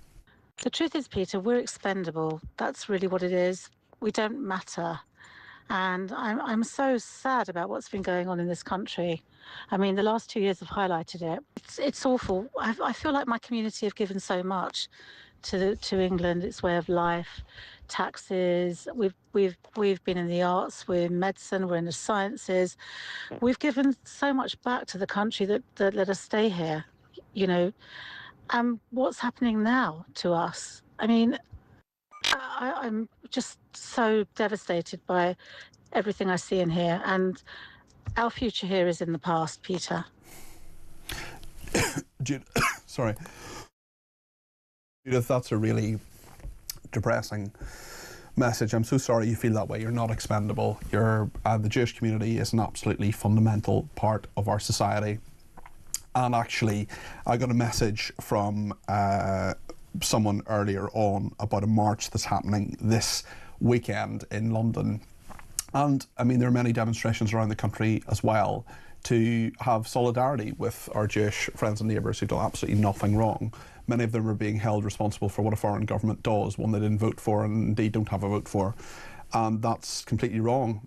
There's so much anti-Semitism in our society. Judith, I just feel so sorry for you. I feel so sorry for so many of my Jewish friends and neighbours. And I just hope that people know that we're with you, and we want to make sure that you're as British as Finchley, you're as British as the rest of us, and you should have the protections that the rest of us have as well. The problem is that those protections are being eroded all the time. On scumbags, Kitty's been in touch. So I just wanted to talk about scumbags. The shoplifters are scumbags, and I think anyone who thinks they're not scumbags is probably a scumbag too. And if they're offended by that, well, I'm of the school of thought that offence cannot be given, it can only be taken, and it's a choice. So stop taking offence.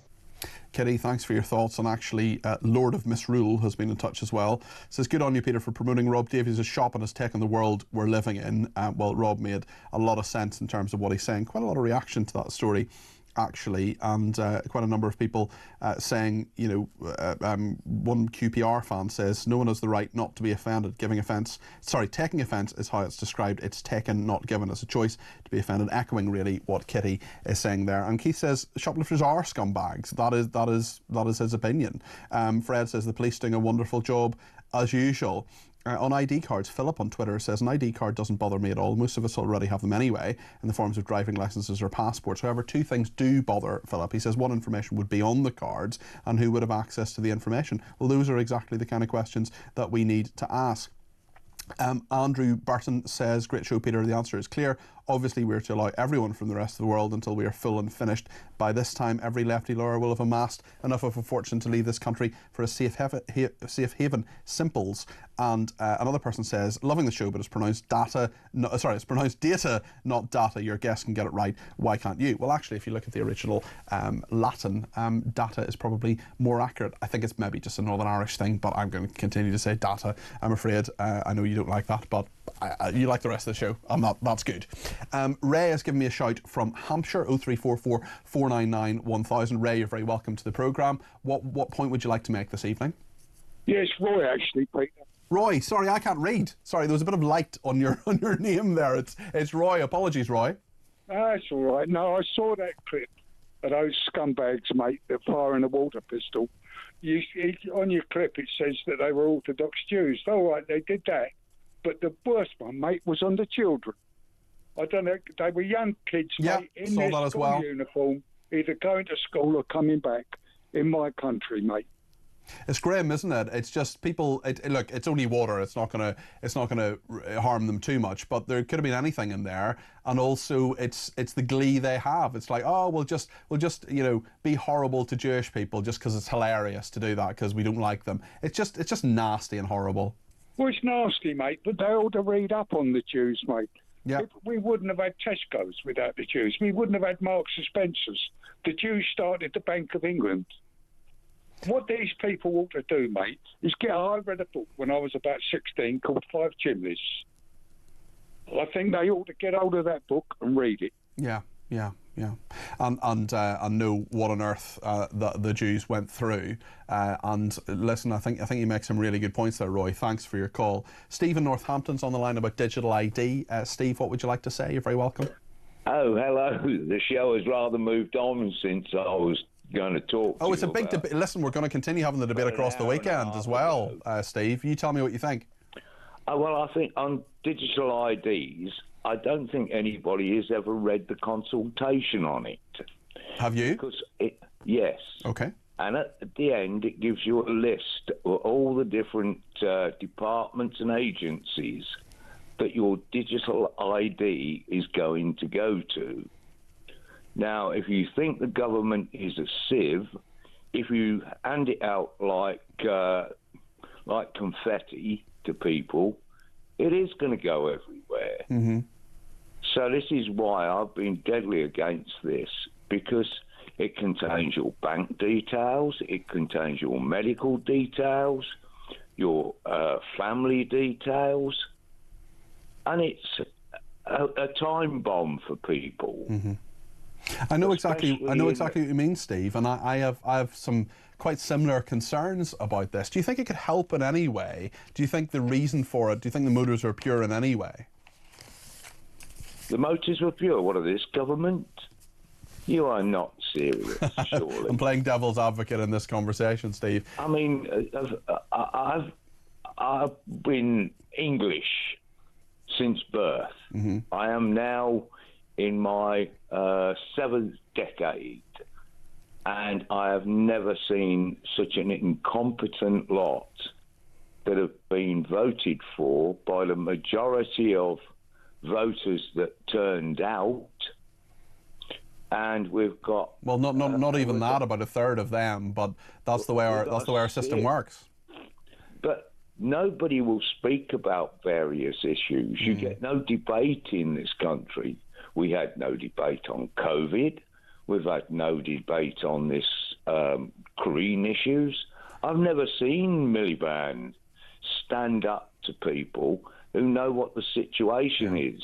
Well, it's a very good point, Steve, and it all comes back to what my university tutor said, which is if there is a consensus, it is wrong, because if people agree on everything, well, we're not proving it correctly, we're not keeping our critical faculties. Thanks to Chris Strange, who says, how many days has it been since you've not been on air? Monday's a day off. Right, yes, Monday is a day off. I'm going to be here tomorrow, though, between 10 and 1 tomorrow, and indeed on Sunday. I hope you can join me for that. Final call of Talk Drive this afternoon from Laura Jane in Hampshire. Laura Jane, you're very welcome. What would you like to say? Hi there. I'm not going to have it very long because I know that Kevin will be on in a minute. Well, sometimes he is, sometimes he isn't, Laura Jane. There's always a bit of jeopardy there, but make your point. It's actually a sort of wider point that encompasses all the things that we've been talking about today, including Mr. Wonderful Scumbags, who I'm right behind. The crusade. So in 632 AD, Muhammad died, And up until then, everybody had rubbed along nicely, as in the early Christians, and everybody sort of was singing from the same. And then the people who took over from Muhammad really decided what was going to happen. And from between then and 1027, the whole of Eastern Europe, including all the Arab nations, were united under Islam. And their main point is still to take over the world. Now, I know I sound like I'm being dramatic, and yes, I'm a Roman Catholic and I'm a practicing Christian, but Keir Starmer is so naive with the way he's doing this. He thinks he's being woke and he's doing it all. Those young men, if anybody calls them to arms, they are sitting, doing exactly what they will be doing exactly what. Okay, I don't think we know that. I don't think we know that for sure, Laura Jane. But listen, we can have this conversation longer on another occasion, maybe over the weekend. You're welcome to ring in there. But I do need to go to Kevin O'Sullivan, as you intimated at the start. Kevin, your show's coming up after the news. It is indeed Friday night, so lots to get through. There's going to be some demos tonight, some protests all over the country, all across the weekend, and I hope this doesn't happen. But you know what it's like when the weather's good. We ought to. I hope everyone is on guard, because there could be trouble. Because people are getting more and more and more angry about this. Two-tier Kia just